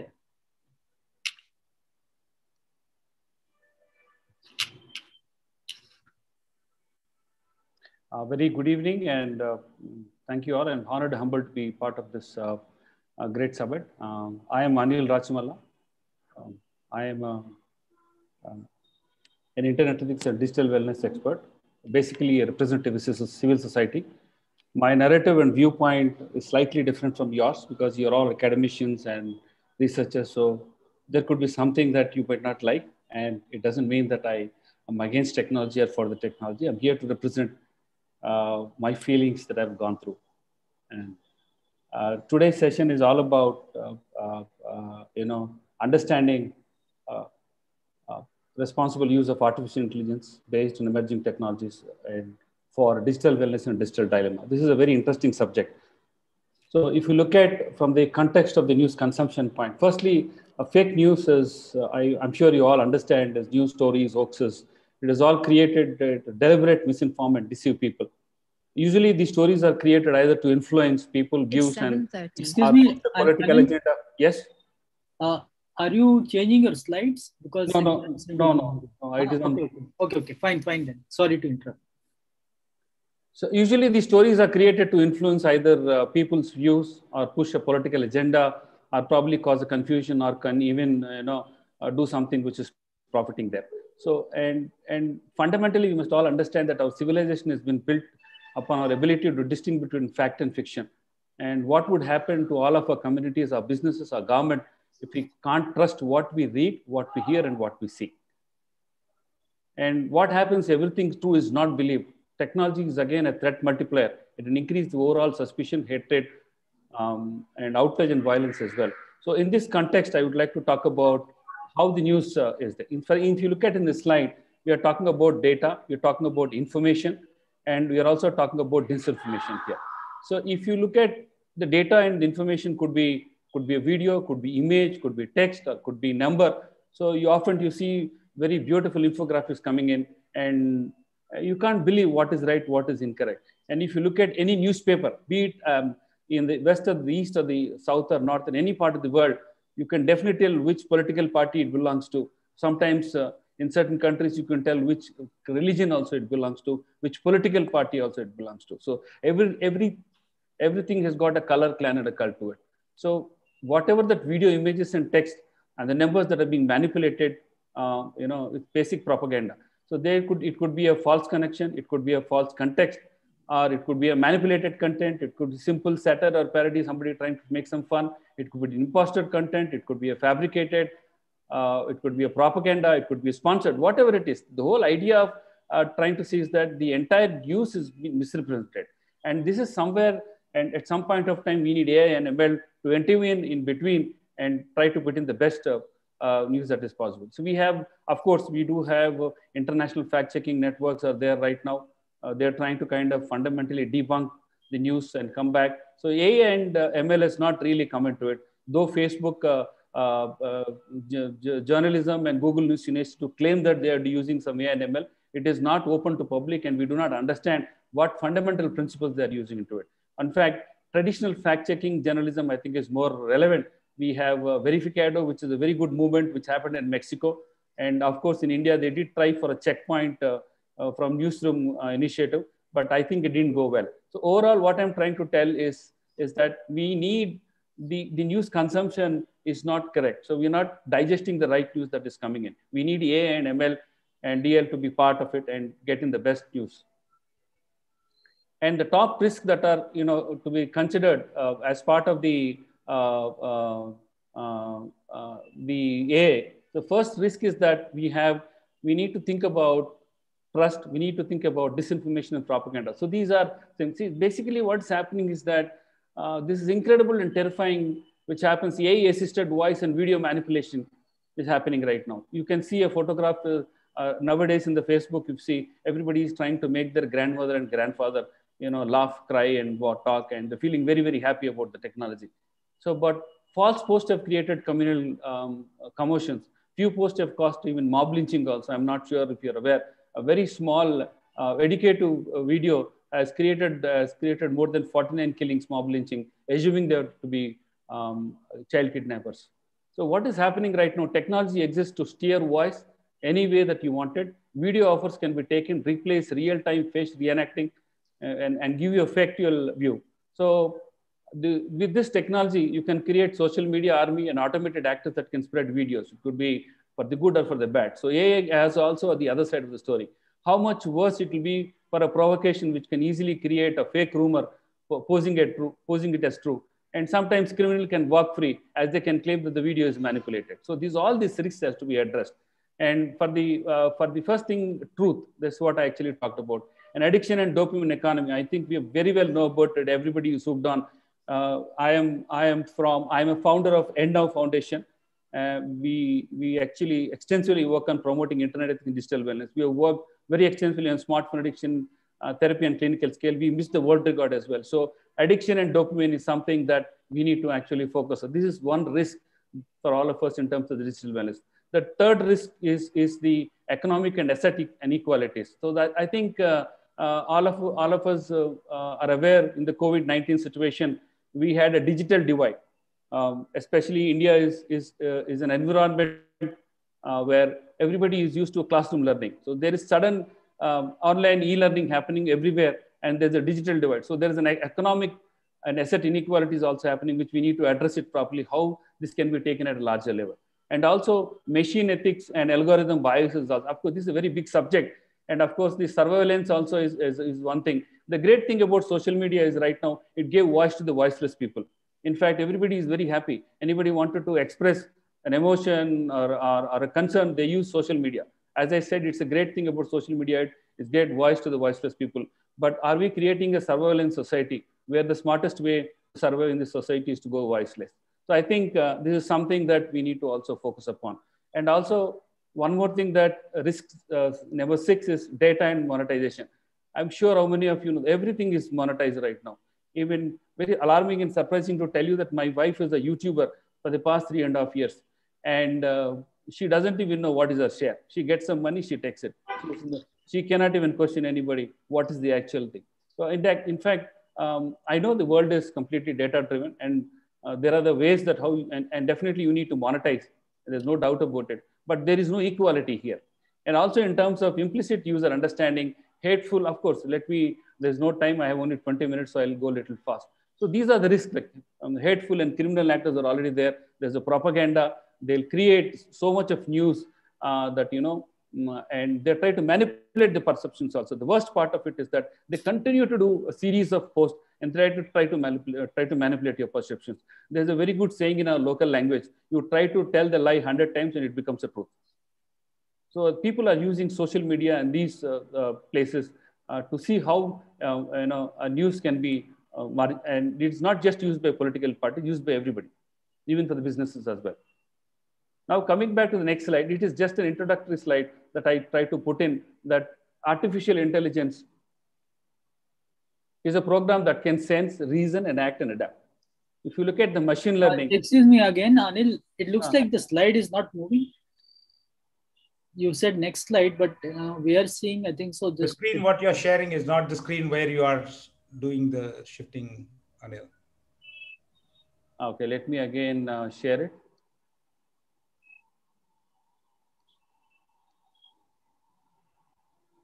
Yeah, this looks better. Okay. Yeah, so it looks like we lost quite a bit. You lost the slides, I think. Okay. Yes. So I think anyway, the slides would be shared with Professor Prabhakar and all that. So we can catch up with that later on. Please go ahead with your presentation. So just to summarize, most of us talk about artificial intelligence and put it in a one line. It is a program that can sense, reason, act, and adapt. When it comes to machine learning, it is an algorithm where performance improves, they're exposed to, and when there is more data over a time. And when it talks about deep learning, it is a subset of machine learning, and that most of the people often misunderstand, and which is multi-layered neural networks learn from vast amounts of data. So this is something that everybody has to fundamentally understand. And when it comes to fact-checking, and the fact-checking is a process of seeking to investigate an issue in order to verify the facts. That's how it happened. Now we need, of course, Facebook News Journalism and Google News Initiative have been working with many of the international fact-checking networks, and they're claiming that they have AI and ML tools built in, not accessible to civil societies and academicians right now outside, but they claim that they're able to do fact-checking. However, while instructive, it is necessary to conscience, and it is understanding the practical workout things to constitute fact-checking, the variation in its scopes and practice as well. Basically, if you try to do it, the political and cultural context in which the fact-checking is an established practice. So everything, for every narrative, even the AI and ML works for a particular narrative. So when there is no rule which actually says that this is how the AI and ML has to work. Let me come back to the algorithm. So, and as far as the algorithms are concerned, most of us actually use a recurrent neural network. So fundamentally, let me not go waste time in explaining this diagram. So we need to understand how we can accurately review the claims that are featured.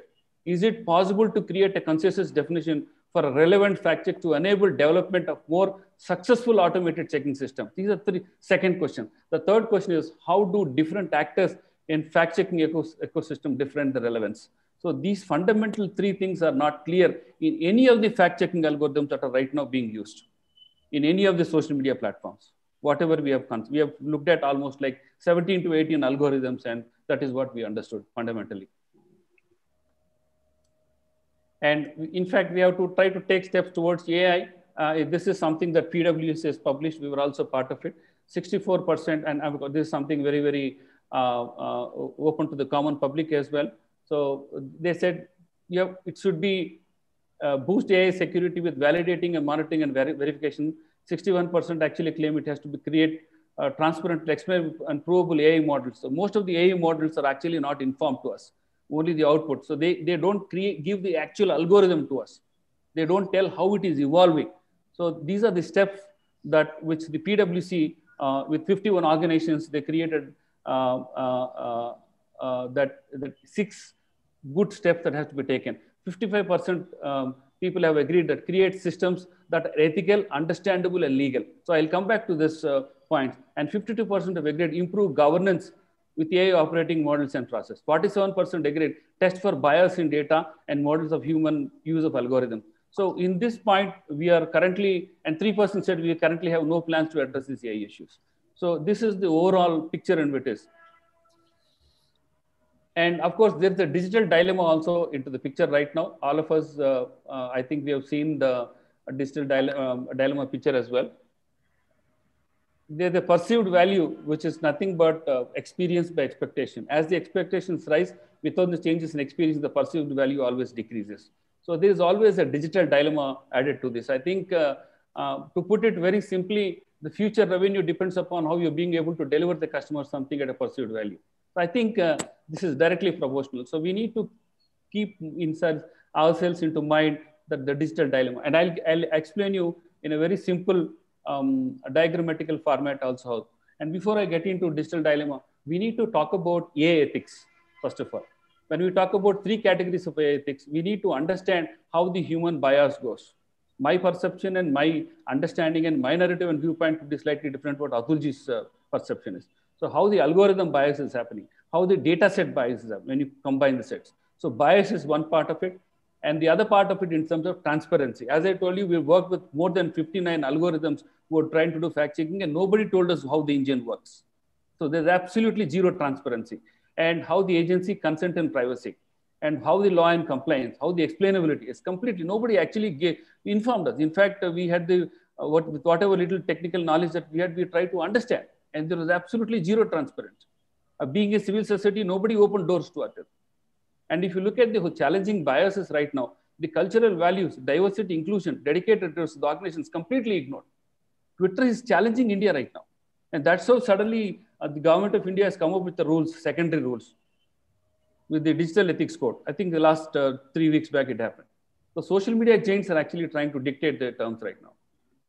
So there is basically the whole idea of the AI ethics in this part is that we need to understand technology barons have used the AI and ML as a new source of exploitation.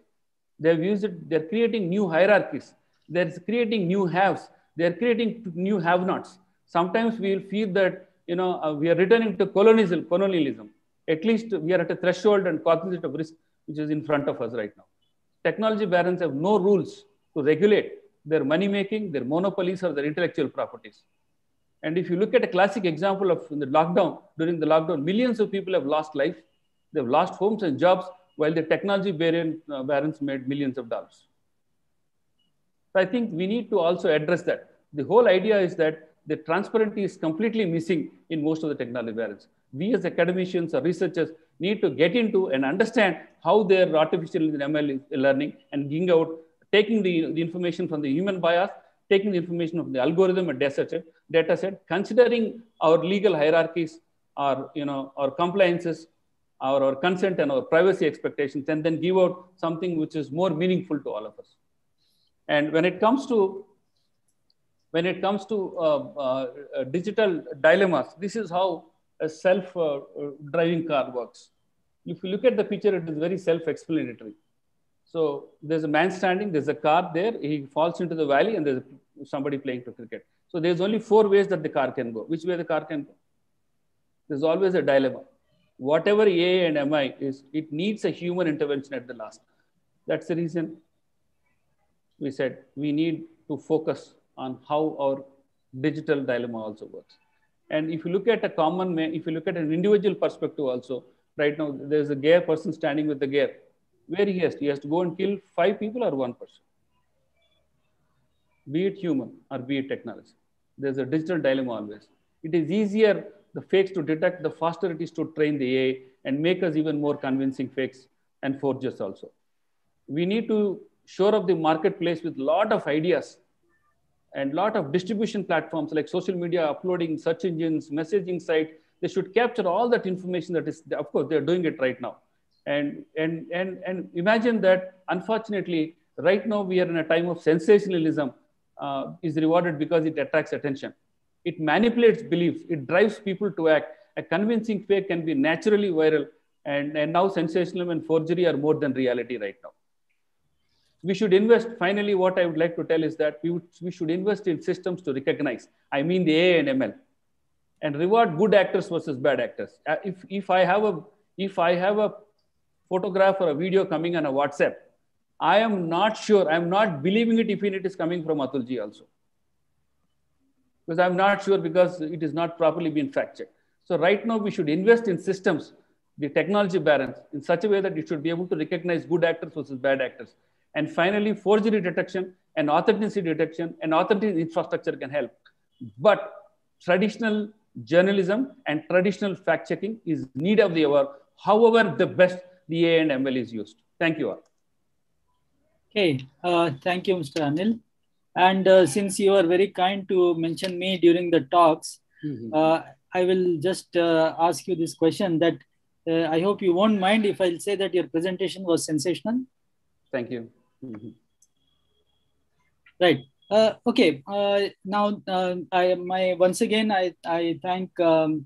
Anil and Ramesh for their very independent and quite interesting viewpoints. Okay. Yes. See, life is not fair, and there are always such dilemmas, which, as Anil has stated. Now, I wonder if everyone is aware there is something which is called as a responsible AI movement. Yes. Okay? Yes. So there is a responsible AI movement. Okay. And, we can say that technology is moving so fast, and there is such a transformation which is taking place that we are still lagging behind. Okay. I mean, just for perspective, I will say that there are certain people even now who didn't get over the Industrial Revolution. Okay, now there are at least 2 centuries which has gone past where the Industrial Revolution took place. So people are even now trying to get over the Industrial Revolution. So what to speak of the computer revolution and the digitization and the AI kind of things. I mean, I'm just speaking as trying to give a perspective on matters. Okay. It's not a question, or I'm just trying to give my perspective. Yeah, okay. First thing is that both the talks are so exciting that people have been asking that the presentations would be shared. So I think the organizers have agreed to that. Okay, so that is there. Okay. I will maybe invite the questions, or shall I just read out some of the questions which came in the chat thing. So this question is actually addressed to Ramesh, which is the question is about on is gaming not a class-related phenomena? Okay, so that is is gaming not a class-related phenomena? Yeah. The class, as if it is a actual class, which is a lecture delivered? No. I think it is meant as a social class. Privileged, underprivileged, like that, So gaming is, as a gamer, my way of looking world after playing games, designing games, is open to all. I can play a card game. I can play a board game, rock, paper, scissors. Simple. So play is a natural way to learn, and play don't have barriers. Play is interestingly there with human behavior. And despite of any odds, you can be in any situation in human life. And this is not a philosophy. This is the truth. You can come out of with bright colors. It's absolutely don't have any barriers. And once you would understand that every interaction, what you do is motivated primarily by your intention subconsciously. If your intention is in the right place, then absolutely you are that. In India, they call Brahmagnani, right? The person who can be absolutely blissful out. He can go through the emotions ups and downs, but play is a natural way to learn. And that's how I use the word called hobby employment. If you transform what you do into a hobby, you would never feel that you're working a single day. You're enjoying life on a daily basis. So that's definitely a very good question. And thank you very much for bringing it up. Okay. Yeah. So, yeah, just things that the floor is open. If anybody else would like to ask the question. Yeah, Atul, this is Srinivas. Yeah. Yes. Yeah. Regarding that Ramesh question. Srinivas, 1 second. So I just forgot to Atulji forgot. Regarding the 1 minute, Anil. 1 minute. Just Anil, a 1 moment. minute. Let's regarding the Ramesh question. Regarding the Ramesh question, regarding the class related, nowadays we are understanding the learning by experience-based learning. If you look at National Education Policy 2021 or 20 also, it's saying experience-based learning will give you a lot of insights into the knowledge. So that's why gaming will help in many ways. Like if you look at is helping in many ways to make the things. So that way, digital learning will enhance the knowledge. Yes. Thank you, Srinivas. Actually, there is some disturbance in your sound and video, but I think so everyone has got the point that it is helpful. Okay. Next thing is, I think so Anil was trying to say something. Can we get back to him? No, I just wanted to give credits. Srinivas Busarapu, the person who just asked the question, is the co-author of these. So we together have authored this. So just wanted to give credits to him. Oh, okay. Thank you so much.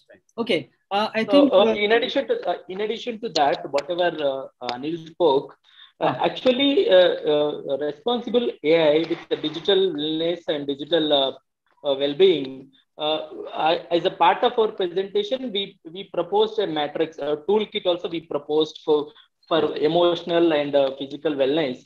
So in our we are given the toolkit recommendation for digital well-being and digital wellness. Okay. I think so that's well taken. Now it will be my responsibility to do a quick time check, and I think our time is almost over, and so now I'll pass it on back to Professor Prabhakar. And this was an interesting session. It's over. So I think we still have 7 minutes.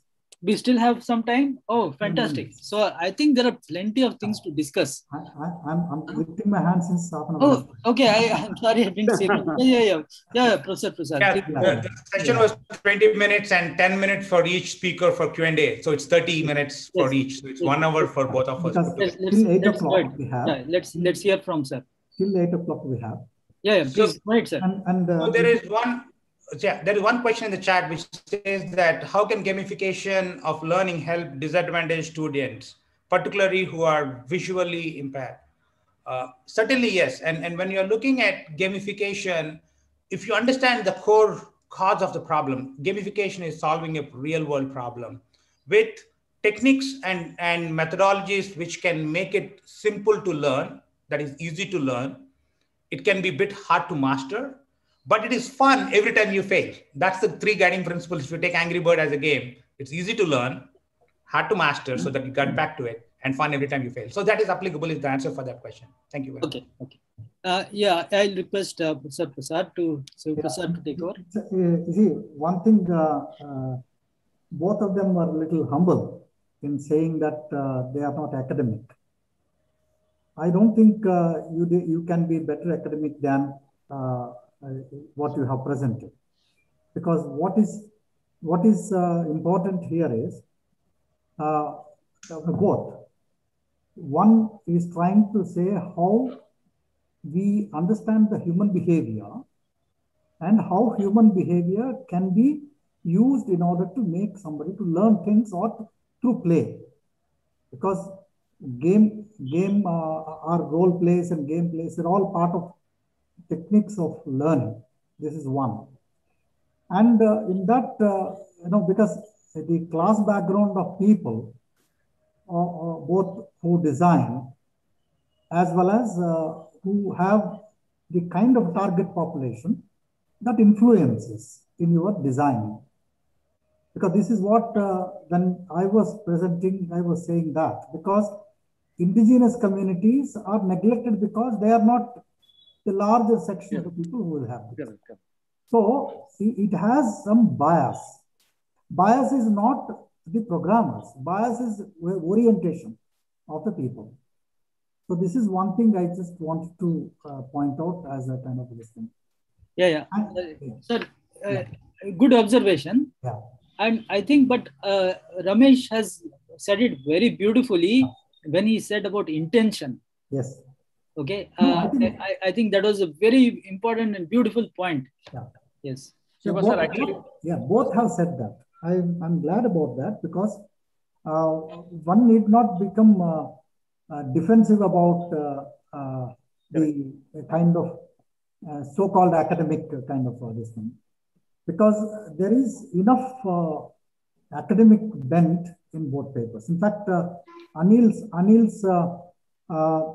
presentation is very useful because how, the opinions and other things can be manipulated. Same also happens with the kind of education. Our education policy, there could be many other ways to put it and talk about it. And this is not the platform to discuss about it. But what the governments want, they'll put it into that. So what happens is, we need to be, as a critics of public fora, as a critics of the knowledge, the right knowledge to be given. In fact, how to identify fake news and other things, there's a kind of things that you're talking about. It's very useful. So I think what both of you have suggested, we can possibly do much more academic collaborations to come out with very useful, kind of narratives which can be used on a larger platforms. Thank you very much. Thank you for both of you. Last thing. I'll extend one line for him. Yeah, please. Professor Sir, actually, my 10th book is coming on critical thinking, where I focused, I don't know, coincidentally, more Ramesh Sir's discussion is part of it. Yeah, actually, there we are talking about intellectual curiosity. We're talking about, when you talk about scoring, we're talking about achievement, social recognition, social exchange, cognitive stimulation, and self-discrimination. So all these things we are trying to come out. So most of them are from the gamification standpoint. So the people talk about avatars, virtual worlds where self-determination comes. So all this we are trying to come out with critical thinking, because what happens, most of the South Asians, the moment you look at a face, you judge him without knowing him. So the same is the case in terms of everything. So in the critical thinking part, we are trying to come out, and we'll collaborate with the University of Hyderabad Digital Wellness Department, and we'll come out with a co-author a book, which will be the use of... because it has two aspects. One is critical thinking. Yes. Another is cognitive perspective. Yes. So in that, we are talking about intellectual curiosity, achievement, social recognition, social exchange, and everything, cognitive and self-determination. All these things will come as part of the critical thinking. Yeah, good presentation. Yeah. So I will try to speak in a somewhat balanced way as a technologist, and that's going to be there in my talk tomorrow. Okay, so I think we have already gone on for some time today. So I think from my side, I think so we can close the session. Yeah, with your permission. Okay, thank you, Professor Atul, for chairing the session. And as it was mentioned by the participants, both the presentations are very interesting and thought-provoking, though as it was mentioned by Professor Shiva Prasad, that they are very humble in saying that they are not academicians, but both the presentations are up to the mark of the academic. So thank you very much. I know that how you have worked for these presentations, because I have been in touch with you, with both of you every day, and you worked hard, and finally you made it. And congratulations for that to both of you. And as it was mentioned by both, we are very much looking forward to take the questions you have raised and the points you have put forward in your presentations for further research and for further advocacy. Thank you very much. Thank you very much, sir. Thank you. Thank you. Thank you. And before dispersing today, just I would like to make two announcements. One is that, again, tomorrow we are meeting at the same time. That means the same time that we met. It is at 16 hours India time. 16 hours India time, we are meeting tomorrow. Number two, tomorrow in the valedictory session, we are going to adopt Hyderabad Declaration on AI, digital wellness, and ethics. So the draft of the declaration is available for public in the conference website. So I request all the participants to go through the declaration and give your inputs by tomorrow so that we can incorporate those inputs and make a final document and put forward for the consideration of the conference. Okay? So thank you very much and see you tomorrow at 16 hours.